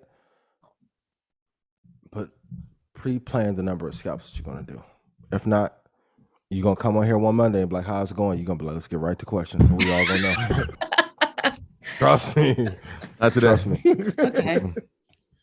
All right. Well, one more thing I'll say is I haven't mentioned CFP in a while because I haven't been studying. So one of my goals is to get back to studying. I'll throw that out there. Shall happen. It shall happen. Proud of you. Thank you. All right. So let's get to these questions here. Jonathan, we're going to go to you. Unmute yourself, please. Hey, what's going on, y'all? Can y'all hear me? What's going on? Yes, we can. How are you? Yeah. All right, cool. First off, I just want to say, Rashad, you're wildly disrespectful to Scottie Pippen earlier, but it's all good though. I feel you. No, shout out to Scottie Pippen. He's a legend. Yeah, for sure. Diplomat. What's it called? But no, my question, I feel like at this point I've come to a decent understanding of how to like research a company, determine if a company is a solid investment. Just over time, I've gotten pretty familiar with Fibonacci retracements and things like that for entry prices. But in general, I'm still trying to really understand like how to properly value a company, if that makes sense. Like, how do you like what techniques or formulas would you really suggest for determining a fair value price for a stock? Top 5 dead or alive, kill all the others. So don't even worry about that. Just say if it's a top 5 company, just go with it. Don't worry about the fair value, so to speak. I said this when Josh was on with Mike and Ben last year. Technicals are just a mere representation of fundamentals on the screen. So Fibonacci retracements or any measurement 200-day moving average is not a concrete wall or a concrete floor. Any of you ever bought in at the 200-day moving average and it was a shitty company that bled all the way through? Like it felt like the red candle went through your computer, through your desk, and through the floor. If it's not top 5, because what you have to factor in, how many governments own this asset, how many hedge funds, how many institutions. If I can be retail investors don't matter. Like when they tell us that we matter, it's like when guys be on BS and you like dating an 8th girl that you really like, and you tell her you mean the world, baby, I'm gonna marry you, but you know that you're not. Just to give, it's the same game, bro. Top 5 dead or alive. I know you're not doing it, but for those of us who did when we are not our best selves, see, I know it wasn't. See, I hear the calmness in your voice. I only invest in the top 5. If any of you would have done better the last 2 years just investing in the top 5, please put 5 in chat. I know we want to find one that is 88th and we get 100 bagger off of it. It's rare. If big institutions are not backing them, they won't go anywhere. And if you want to see this illustrated very clearly, the Forex market completely dried up and converted to crypto, and all the penny stocks that were moving 3 or 4 years ago, they almost have no volume. If you go study the markets, you can see the illiquidity there because big institutions are not backing them. Study the top 5. I know it's not the sexiest answer that you want, but it is the truth. It's the truth. No, I appreciate that because to an extent, it's kind of like overcomplicated it anyway. If you just go with the Fibonacci levels with a good company, you probably straight anyway. So I'm good with that. You have no issues being faithful because you're a happily married man. Just pick one of the top 4. Yeah. Rock out. Crypto, top 4. Real estate, top 4 markets. Angel investing. Look at the top 4 angels. Venture capital. Look at the top 4 venture firms. All your answers will be there. Okay. Yeah, cool. There's all types of formulas. I'm with you on that though, Jonathan. I remember I was on the phone with Trap and I was like, yo, how do we get the price? And he was just like, he gave me this whole formula. It was like market cap over outstanding shares, gives you a number, then multiply that by the multiple for what industry it's in. And I'm just like, all right. He gave you the blue magic formula. That's a lot of math, bro. But nah, I mean, it's good to know these things. So if you find another method to do it, that's good as well. But plus a great formula with a bad company is a recipe for disaster. It doesn't matter what technicals you use for Rivian. And going to the floor. Would you say there is a good formula for a good company though? Top 5. At any price? Ball. Or just join Red Panda and follow those prices? I give y'all the price for free. I'm a Red Panda member. I'm not upset. I'm saying. Oh, what you need to research for? What if he's trying to find the next like Apple or something like that, and he's looking through that 500 on S&P and something like that? Valuable lesson, Janet. Vanguard will tell you there's no new Michael Jordan. Apple's here. There's one in a lifetime companies, and there are certain companies. I said this at InvestFest last year. Please register to get your tickets now, and vendors, please sign up to be a vendor at InvestFest. There are some companies that run a generation. Apple is one of them. I think Apple sponsors Market Mondays. I'm just put that out there. Or perhaps they should. Tim, call with that bag, sir. Yeah, it's like trying to find the next Market Monday. It's not going to happen. Good luck. Not going to happen. A lot of people try and duplicate that crystal ball. That shit cracked this last 5 weeks. Where they at though? I need to see. I'm calm. Just 5-second burst for a little entertainment. So y'all can text y'all friends and say Ian about to go off the rails. Shout out Eric. You look really nice today, by the way. Thank you. I'm ugly the other weeks. I gotta glow up. Definitely not. I gotta glow up. I moisturize a little bit. Thank you. Hey. Appreciate it. Trying to be cute. Me and Troy getting working out. Listen, when you be on TV, them playbacks look different. I'd be like, oh, hold on. That's how you do it. T-line. Right. Got to smooth it out. Got a couple jokes. Top row energy only. That's a fact. Shout out to the top row that was in my DM. A bunch of top rows. Can you tell them next week they'll get access to everything? Oh, please tell them. 1 week away. Yes, let them know not to email Janet about it. Whoo, baby. Listen, instructions. I need y'all to listen, right? Because patient investors listen. In 1 week, you will have all the access to Stock Club, Sniper. For those of you who get merch, you will be emailed as well if you're a winner. But yeah, 1 week. I know you guys are excited, and I love the top row energy. But 1 week away until you have access. All right, so let's get back to you, question. Janet. Appreciate you, Jonathan. All right, next question comes from Laura Jackson. Unmute yourself, please. Oh, thank you. Thank you guys for what you're doing. I'm telling you, I am just so impressed. You're amazing. Y'all are blessed, I'm telling you. And I'm one of your senior students. Sure earner. Yes. And I've been going to a lot of things and I've really been enjoying it. My question is the federal I bonds. They've just gone up. They were 7.12 and now they've gone up to 9.62. And my question is this a good place to park your money while you're like waiting for things to change? We have an amazing advisor here. I want him to step up to the plate? Yeah, it's a great question. How old are you, if you don't mind me asking? Well, I'm eligible for Social Security. Yeah, your ask Queen's the age. Hold on now. I'm 66. 66. Okay, well, 66 is still young. Still young, very young. Yeah. Still young. So you just, I mean, technically that's like right at the beginning stages of what society deems as retirement. So. Oh, I still work. Okay.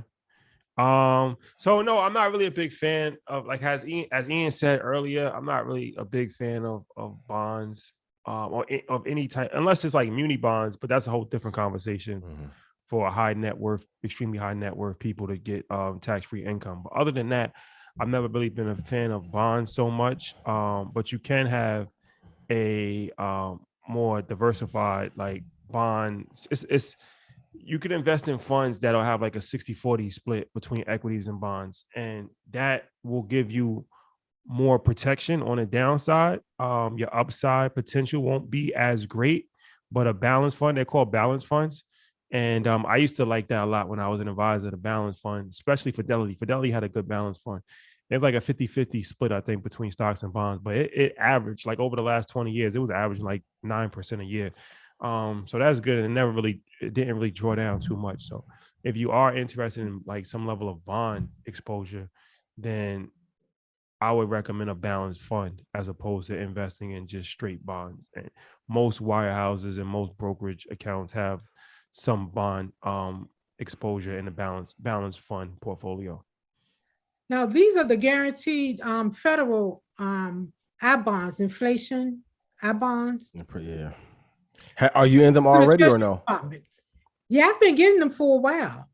If you're in them, hold them. Yeah, since the last 6 months. Not a while, but when they.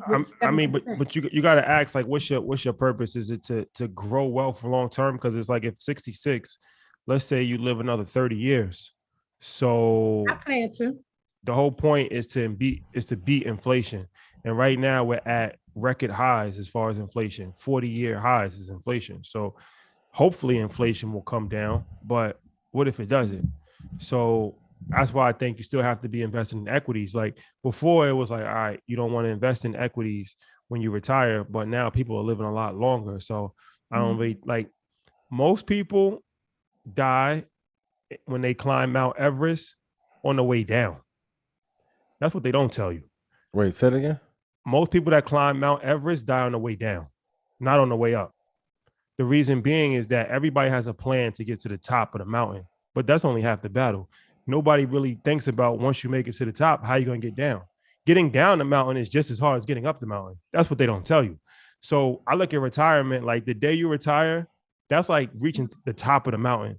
That's only half the battle. Now you got to actually get down the mountain. And most people struggle in retirement because they run out of money. So they run out of money because they don't have enough money invested, and the money's not growing at a rate that's going to actually sustain them while they're still taking money out. So when you start taking money out, your money still has to grow. If not, all it takes is a couple negative years in the market. You take money out, and then in 10 years, you have no more money. So that's why a lot of people use like the 4% formula. Like, you should only take 4%, stuff like that. But that's the hardest part of actually accumulating wealth, is now you have money, but now you got to actually make that money last. And that's why people get really, really scared and nervous, because they're like, all right, I don't want to blow it. I don't know what to do. So that's something that's not talked about enough. Like, once you're actually at that point, it's easy to get to the point. Just invest. 2-tech, 2-index, put as much money as you can. That's the easy part. There's really no strategy in that. Honestly, you could just set it on autopilot. The strategy comes when you got to start taking money out.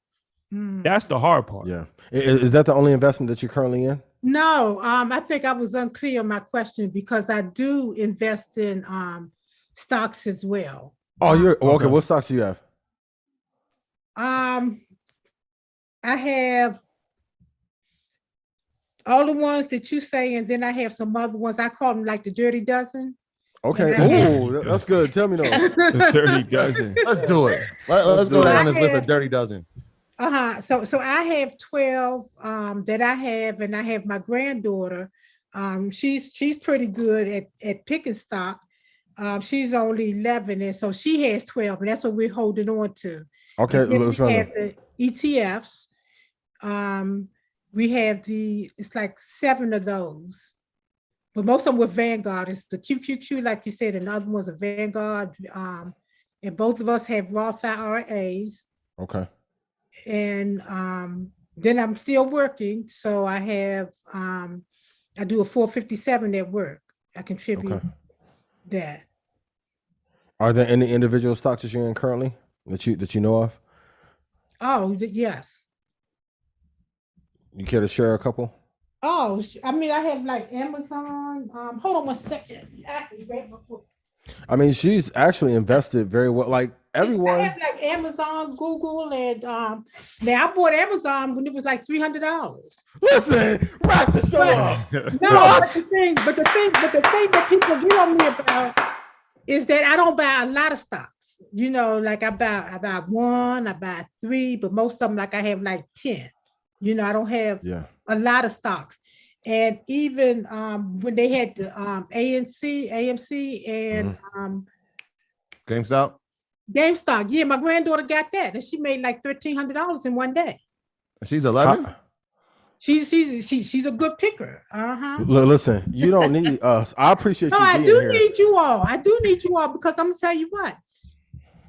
You said something that I could have saved a lot of money in, because you said I was buying, like when they were talking about the IOPs, and so I bought like Lemonade and Robinhood, and I shouldn't have. And then I heard you say wait 90 days, and I never heard that. Yeah, for IPOs. Yeah. I appreciate that. I could save some money with that, so you can always learn. That's why I came to you all. I was trying to get my daughter to come because you all are just so good at entertaining. She loves sports and the way that you do it. And I got hooked myself. We got to have her on. I appreciate that. You're doing great. I mean, the bonds that you're investing in are a good hedge, but you have exposure to other things that are higher growth. And can I tell you a secret with investing? Okay, tell me. Anytime we buy a stock and we buy a little of it, it goes through the moon. 3x, 700% return, 1500%. Anytime we put a lot of money into a stock, 20% negative, 15% negative. It always happens. We always wish we put more money into the winners, but you're in the game.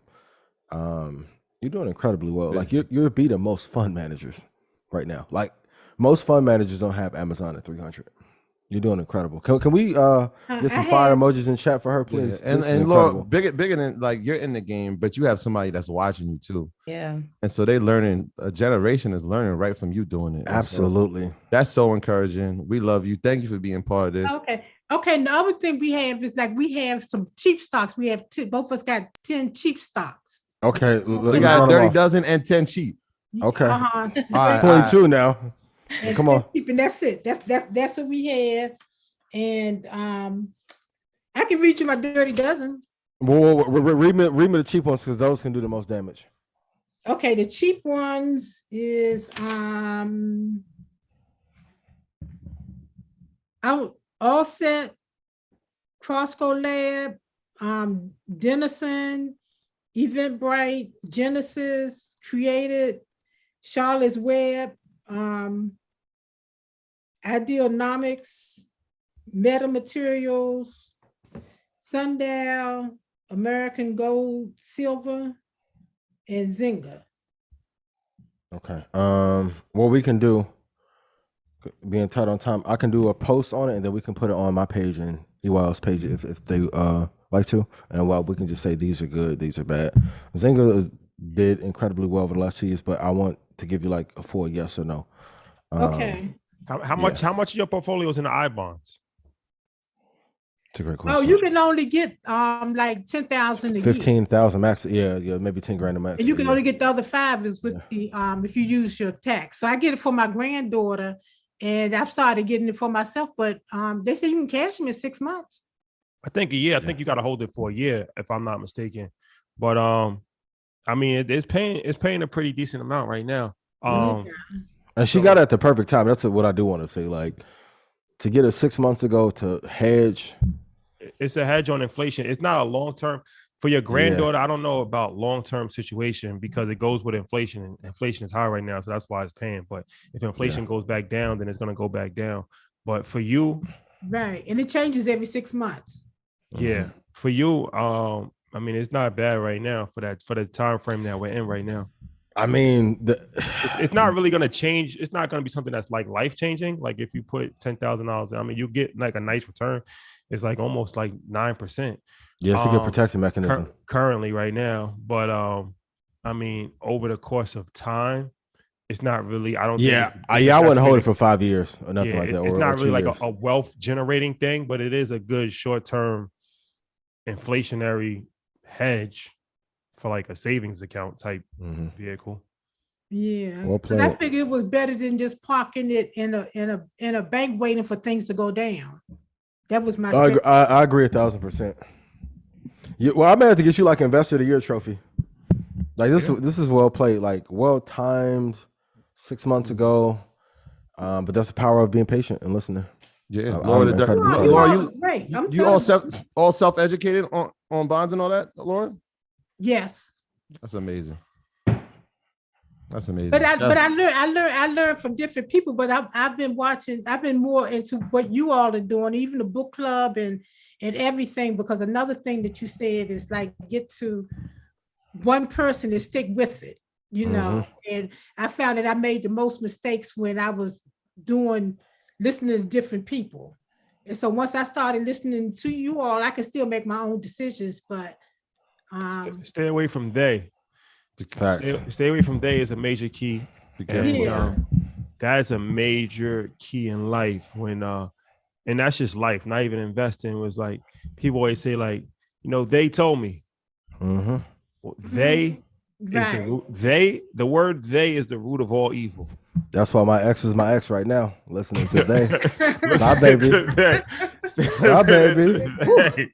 Boy, the moisturizer. You listen. They didn't believe in us. A little bit, baby. Stay away from they. They never believe in us. They don't want us to win, so we got to keep winning. You are on the ball, I'm telling you. And I appreciate you. We appreciate you, Laura. Appreciate you.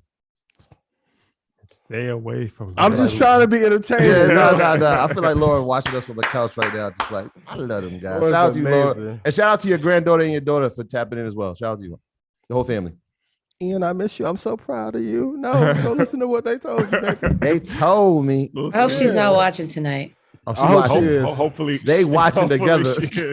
I hope you are. They all watching. I don't even dirt you. These are just jokes. Sponsored by the good folks at Ally. Comedy special coming soon in partnership with 85 South.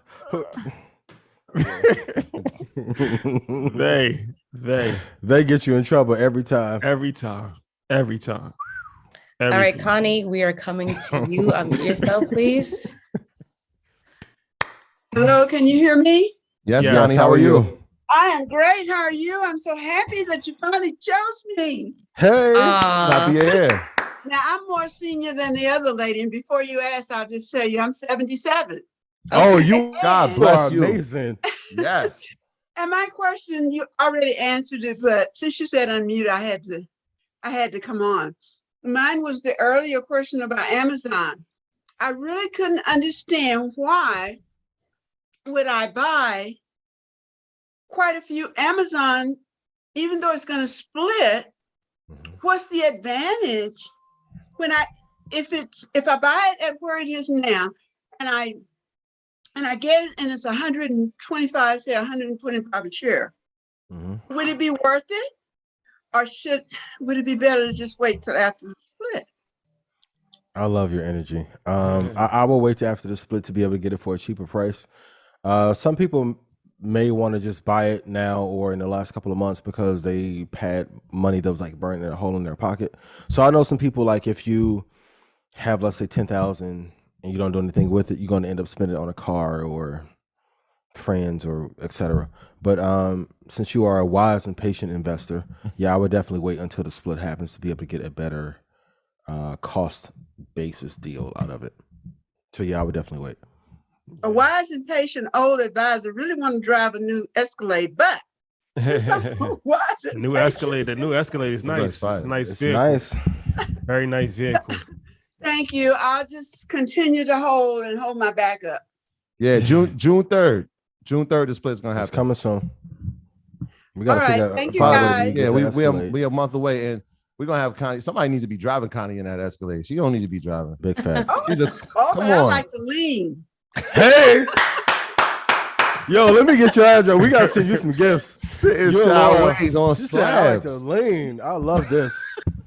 Shout out to the mature earners. Yes. Yes, mature earners are amazing. Sure, This is a mature conversation, Thank y'all. you. Youngest, we'll Queen. tell you what leaning means later. It's lit. Can I ask you one question? If you can go back to when you were maybe 30 or 40, can you share with those that are younger, if knowing what you know now, how much different will life be for you if you knew how to invest back then, assuming if you didn't know how to do so? Connie, unmute yourself, please. She is amazing. I love her energy. Unmute yourself, please. Sorry, I muted her. Thought we're moving on. There Is you that go. better? Yeah, you Okay. back now. I've worked since I was 13. And I've had about 10 businesses. I haven't ever had a job. Wow. I put all my energy into raising my kids and teaching them all I could, but I didn't have the knowledge to know investing. I really didn't get into investing until Invest Fest, the last one in Atlanta. Wow. I paid for all my, well, I don't have a two. I paid for my two children, they're 50s.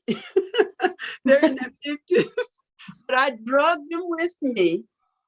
And I paid for my sister who lives in Atlanta, and we all came to Invest Fest. Now we're all investors. But if I had been able to do this when I was 30 and I was standing behind the chair in the beauty shop for sometimes like 18 hours a day, Yeah.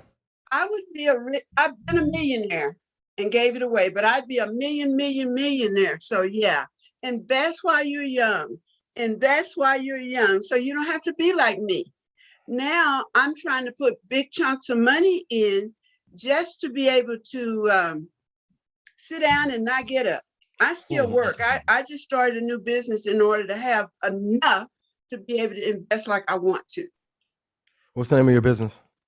I take care of intellectually disabled individuals.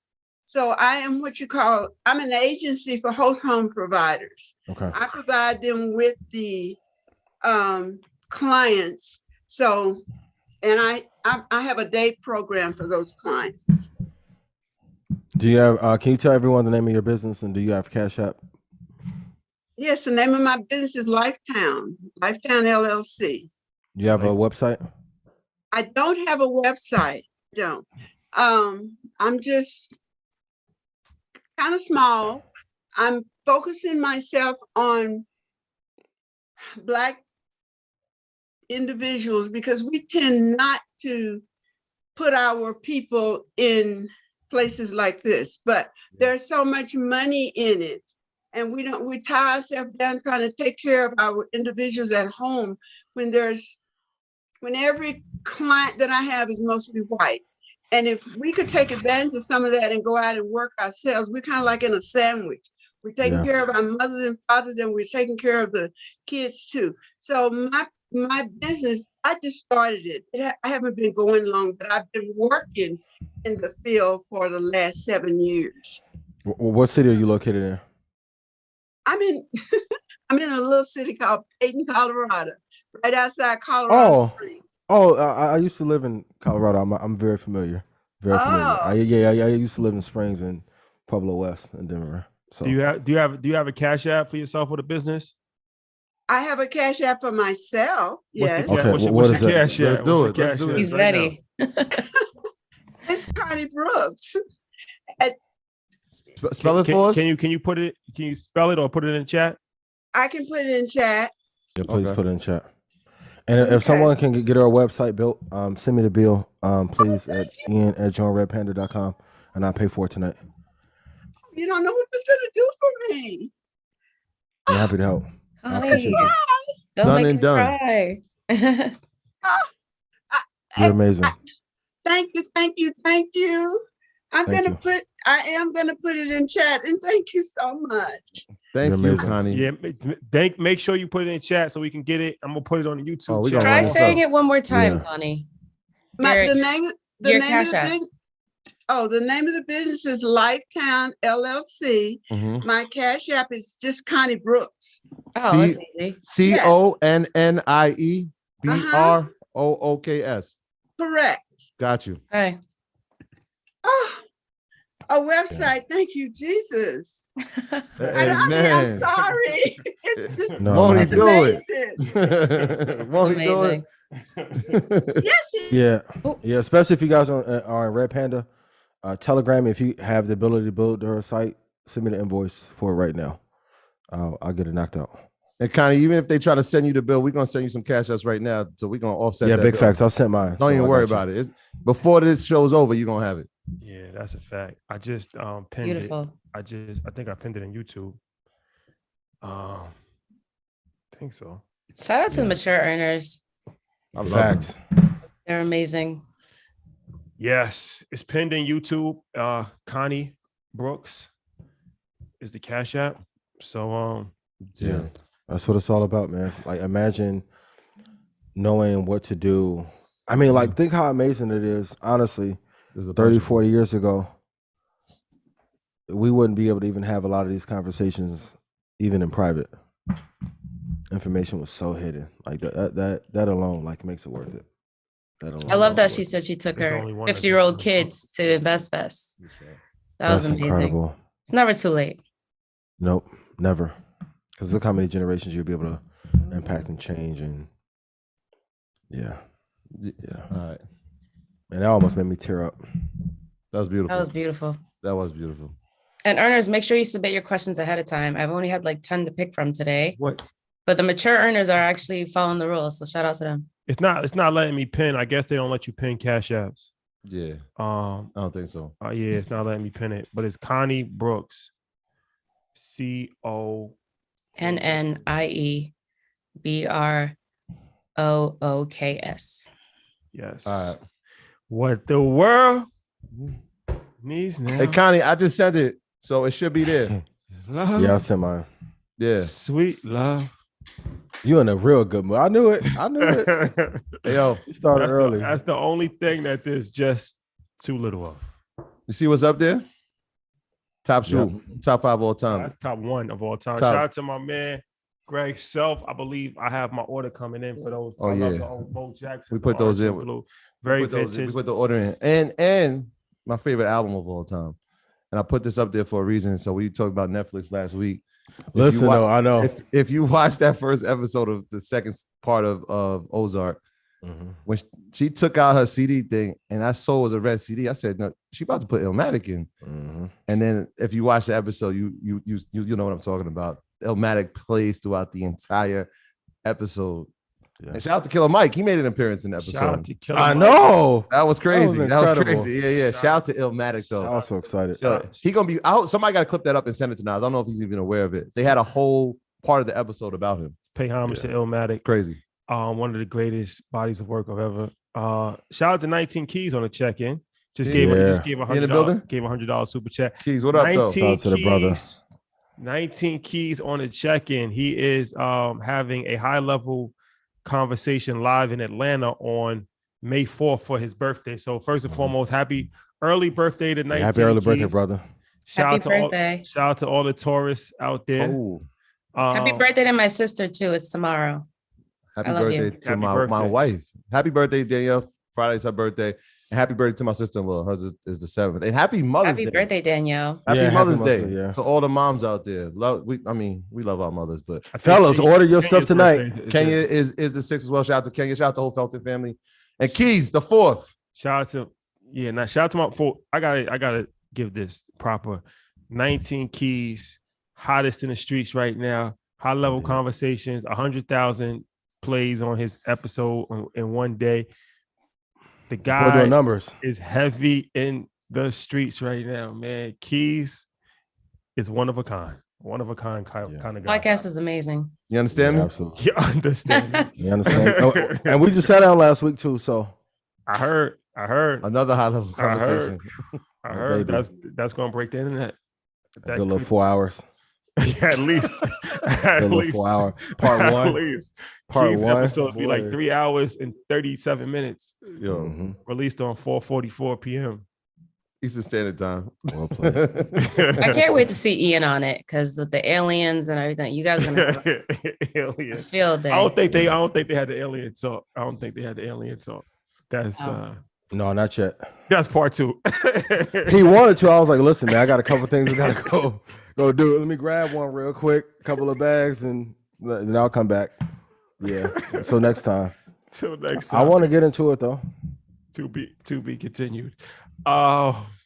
Especially for those of you in Colorado.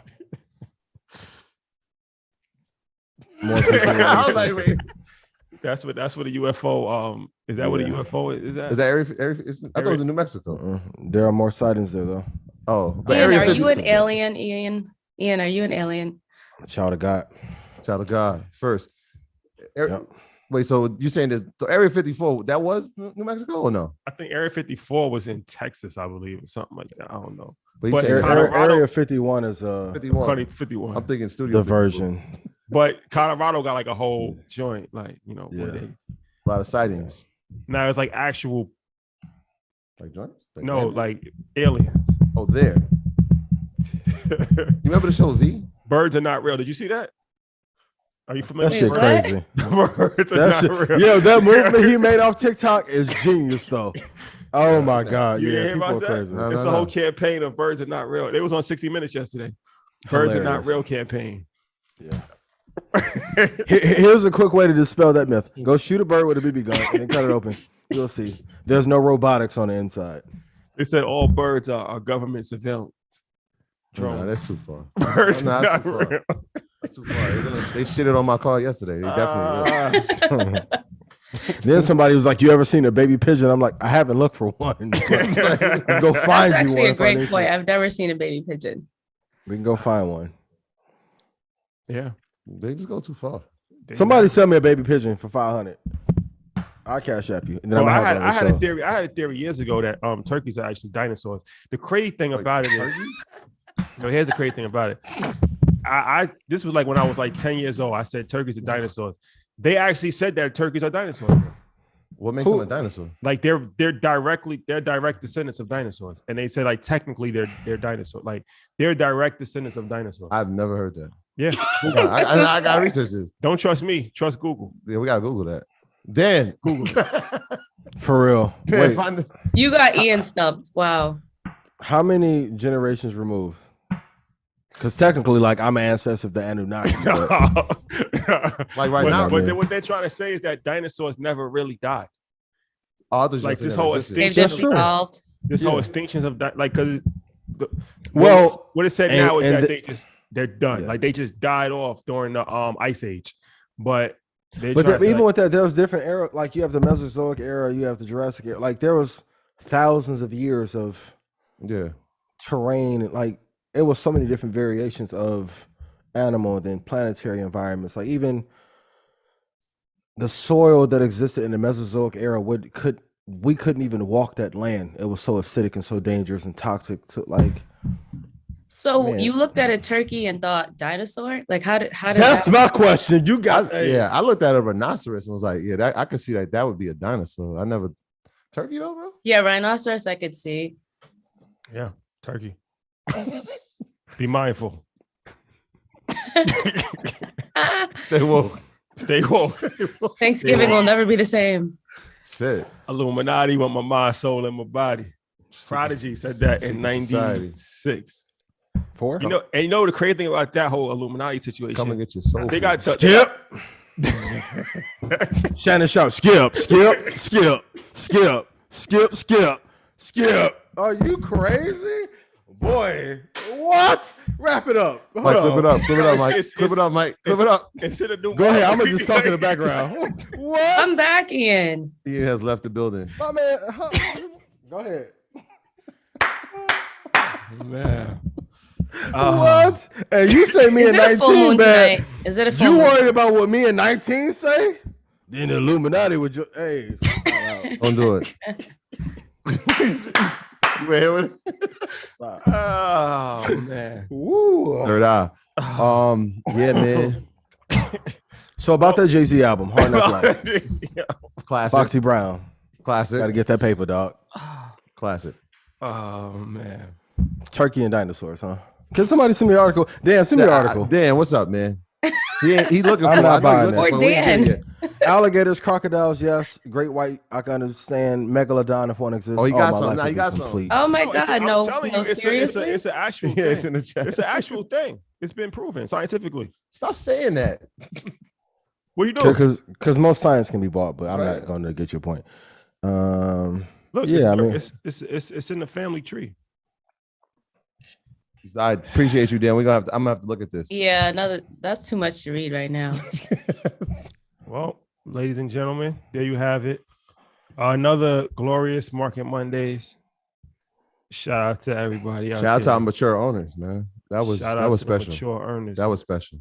very special. Very sponsored by Don Julio. No, I'm joking. That's all I should know. 1942. 1942 flows. They're saying they're not sure if they got the right cash app on Connie. Whoever that Connie was. Oh, yeah. Is Connie still here? I want her to confirm that I sent the right one. Hold on, let's see. Connie, you want to bring her back real fast? Yeah, just see if she got at least mine and Ian, so we know. Connie in Vermont came up tonight. Then. No. Well, there's a Connie who I'm not in Vermont. Anyway, I did put it on. It is $ Young Legals 6969. Oh, that's a whole different vibe. I cancel your cash app. That's legendary. Yo, when keeping it real goes bad. That's what? That's legendary. That is legendary. That's legendary. Yo, Come back nah. please. I want to thank everybody for coming out tonight. I gotta get this money back. Cancel your cash app. Cancel your cash app for other kind. I think. Wait, drop it in the chat, please, You can Connie. still cancel it within like an hour. Connie from Iowa. Send my cash app back, baby. No, I got hold on. Remember?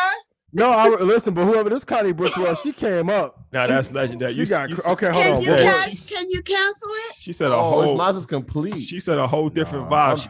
Wait, what is it again? Young Legals? She said young legal. It's $. Yeah. Young Legals 6969. Listen, I'm gonna have to crack open the little gift Josh got me. Hold on. What is that? Boy, hold on. Yo. What? I cry. Yo, hold on. I got you. I got you. Wow. I won't tell my children about this. Please don't. Yeah, we going. Yeah, we going. Hold on, let me slide this out the purview. Okay. It's never been opened. Young Legals, what? Young Legals. I'm gonna put it in the chat, Ian. I'll put it on chat. Can you just? You have to. It's in the chat. Oh yeah, it came up. Connie Brooks, Young Legals. Janet, can you put this in the chat? Put that in the chat, please, and then text it to me, please. Sure. I'll just text it to us. Young legal. But we got some Zinfandel or something over there? Cause I'm stressing. No, I'm joking. No, I got you. Oh my God. Shout out to my 90s babies. Y'all know You couldn't cancel it? Nah, it's over. What? Yeah. No, you know That's what's all right. cash out. You just bless somebody Yeah, randomly. bless somebody else. Yes, I said Screscent in honor of Gucci Man. Support his new project. Shout out to Gucci. Yo, shout out, new project. Shout out to Pusha T. And I usually don't do that, but shout out to him, man. He made a really good album. I gotta listen to it. Yeah, it's a really solid one. Wow. Okay. Cool. Okay. This has been a legendary Market Mondays. Very much. This is in the books. Without the leather jacket. It may be the black. Every time I wear black, damn. I don't know. Shawty got on that velvet. It's over. Yeah, Troy. Like once you send it, it's like it's iconic. I'm gonna send it to the new one. No, you can't cancel. I know that. No, that's all right. We're gonna get you. I'm gonna get it to the new one right now. We got you. I just dropped it in YouTube as well. Give it to me one more time. Oh, I'll text it to you, Ian. Thank you. You're welcome. That's not coming up though, bro. It came up for me. It's $. YOUNG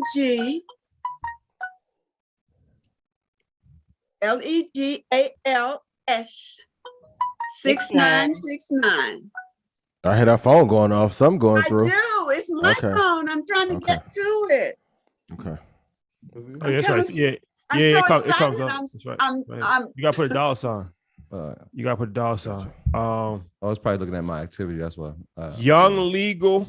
Okay. Dollar Young sign. Legals. Dollar sign. Young legals with an S6969. That is the Cash App. That is. I used to do bankruptcy, so I was called Young Legals. Understandable. Very understandable. You put the dollar sign in the thing you pinned on YouTube? Okay, Connie, I'll send it to you. Yeah. To the other Connie Brooks from Omaha. Connie Brooks probably got at least $12,000. Easy. At least. What? It was meant to be for her. Yeah, maybe she needs that blessing too. Sorry, you blessed two people tonight. I am so. I don't know what to say. All right, can you just confirm that this payment case? Oh, yes. Let me see. I'm sorry. Shout out Josh Brown for the gift. Yeah, shout out to the other Connie Brooks who sent you some money. 19 Key said y'all just gave that money to a Trump supporter in Iowa named Connie Brooks. Big facts. You donated to my campaign. Make America great again. I see it. Okay. All right. All right. God bless you. Thanks, Connie. Thank you so much. I will be there with every young person that I can get in Atlanta for the next Invest Fest.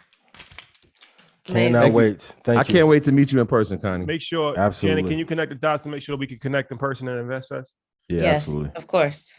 Thank you. Thank you. Thank you. You're welcome. Thank you. And to the other Connie Brooks, shout out to you. Send 10 of your friends to watch the show. Please. Donations. Boy, we get donations. Red Panda family. What? Woo, where does come from? Oh, accepted. Oh man. Oh gee. Listen. Somebody in Red Panda, please telegram me about building her site, please.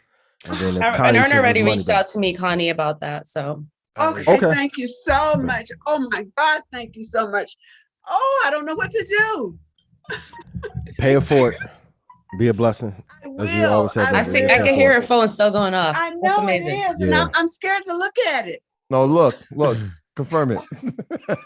Confirm it. Right here, confirm. It is. It's going off. Should I tell you where it is? No, you. No, don't tell anybody anything. Nope. Yeah. Oh, okay. Yeah. Oh. Silencio. Wealth requires silence. Do you know that I needed to get a van. So now I have my good down payment on the van so that I can do transportation for them. Oh, van. That's amazing. I'm gonna cry. I'm not gonna sleep tonight. That's beautiful. Me neither. For a whole different set of reasons. I'm just out. I'm outside. God bless you. Continue to do the work. Wait, Rashad, what was that? All right, comedic timing. Definitely use a sidebar. It's just a Monday night madness. God bless you. God bless all the earners. Fact. It's a blessing to be a blessing. Invest Fest, our first time ever. It's like the Woodstock of investing. Coachella, Woodstock, all of those type of things. Rolled in one. Tonight has been a very eventful Market Mondays. Yes. Tearjerker. It's everything. You had conspiracy theory, you had education, you had sports talk, you had drama. This could probably go up for an Emmy. This could probably go for an Emmy. If you really think about it. Seriously. We had a sports debate. We had tear-jerking situation. We had a moment of uncertainty where we gave money to the wrong person and then some theatrics. Some theatrics. We had the conspiracy theory conversation. We had the education conversation. There's a lot of y'all pod starting to sound like our pod too. We need some executive producer credits. While we playing. Going battle rap. We had the black woman at the work. You guys got to read that book. It's amazing. Black woman at the workplace conversation. Yeah. And turkeys are dinosaurs. I'm starting that TikTok page right now. Hold on. Oh, the turkey dinosaur thing. Ooh, Dinosaur Hut. Emmy, I'm submitting this for Emmy. We're bringing that up to Houston. Market Right next What's door. Rashad getting into tonight? that sounds interesting. That's it's EYL very, after dark. very happy today. That's EYL after dark. Big Fendi, right? Ooh, that boy. What's Snow at? What's Snow toy? Hold on, let me look. New series. The new Telegram. On OnlyFans. I've never seen you smile so much. On OnlyFans. You got to pay for this. $5 a month. They bad boy. Yo, Wait, OnlyFans? She ran up 86 million. Yeah, was it?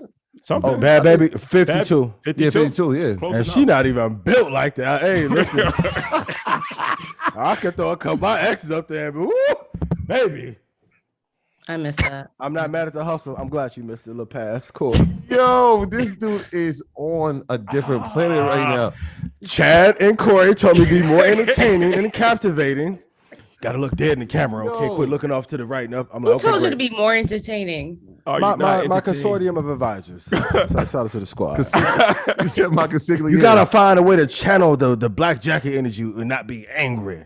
So I said, okay, great. Show more of my personality. You're doing great, Ian. When he put on his Jesse Jackson voice, I know it's gonna be hilarious. Hey man, you know, I got a couple of voices. Yo, Yeah. legendary. This was Pedialyte. Bud, can you grab the Pedialyte for me? Now this Methuselah that Josh sent me. I can't drink this. So, You gotta Dream tap- Team, you y'all gotta gonna have to tap help the me. top. You gotta tap the top. Shout out to Leroy. Leroy got to come back. Yeah, I'm it still makes- confused. Special delivery bell? it makes the noise. Yeah, it makes the bell. Yeah, I didn't see. I Like didn't know. Pedialyte, somebody said. Never. That. My dad had jumped through this laptop and strangled. What? I'm like that. Like Bart Simpson. Nah, I'm good. We had a great episode though. I don't even want to wrap up. Highly educational. Wait, Darlene said, highly- "Who's Leroy?" You haven't been following Ian long enough if you don't know who Leroy. Yeah, you is. got to go back to the origin. Oh, The come on. origin. The origin. One of our Maybe favorite for characters. InvestFest. You come out as Leroy, That'd be hard. like Humpty Hump. That'd be hard. Leroy versus Ian. That'd be that. Never seen them at the same place at the same time. I get that little wig, boy. Hologram, multiverse. He a movie for real. Oh, hilarious. Not a bad idea. Who did Tupac thing? That's what. Yeah, well, I was just thinking it's the Tupac. Don P. We need to. The hologram. Boy, Hologram. Very, very needed. Very needed. All right, ladies and folks. gentlemen, It's been real. it's been real. what we doing this week? I'm about to call you. I'm about to call you. Oh, okay. Yeah, Let me right. turn my phone. Yeah, off. real quick. It is Teacher Appreciation Week here in New York. I don't know if it is the same across the United States. I want to send a huge shout out to all the educators out there. Thank you for an amazing year. I know there's like 38 days left. I know you're counting down. So I encourage y'all to keep going. And thank you for all that you do. I support you. I am you. I love y'all. Shout out to all the teachers out there. Absolutely. ATL, you know the vibes. Oh, yeah, we see you on this the way. weekend. The CultureCon, we'll see you Saturday. Mhm. And pull up. InvestFest. Yeah, pull up. InvestFest. Mark your calendar, August 5th, 6th, and 7th. You know, my first InvestFest. I'm excited. Wait till you see what happens. Yeah, I'm gonna start getting my show ready right now. I gotta break the interwebs. May 8th, 14th. LA. Yeah, 14 for you. Yeah, advancing Black Wealth with JP Morgan, Damon John, MC Light, Dom Kennedy, and myself. Appreciate you guys so much. No Stock Club call tonight. And What was that book you held up? The Most Important Thing, illuminated by Howard Marks. It is an absolutely amazing book on investing. Probably one of the top 10 most important books I think there is on investing. Okay. All right, y'all. Again, happy Mother's Day to all the mothers out there. Happy birthday, Jen. I love you, my sister. We can't Shawty, stand you bought La Marina or something? You excited? What we doing? Funny you say that. You Funny you say that. Stay tuned. Stay tuned. Hey, yeah. Truth. Uptown legend. All right. Good night, guys. Peace. Pull up in a yacht.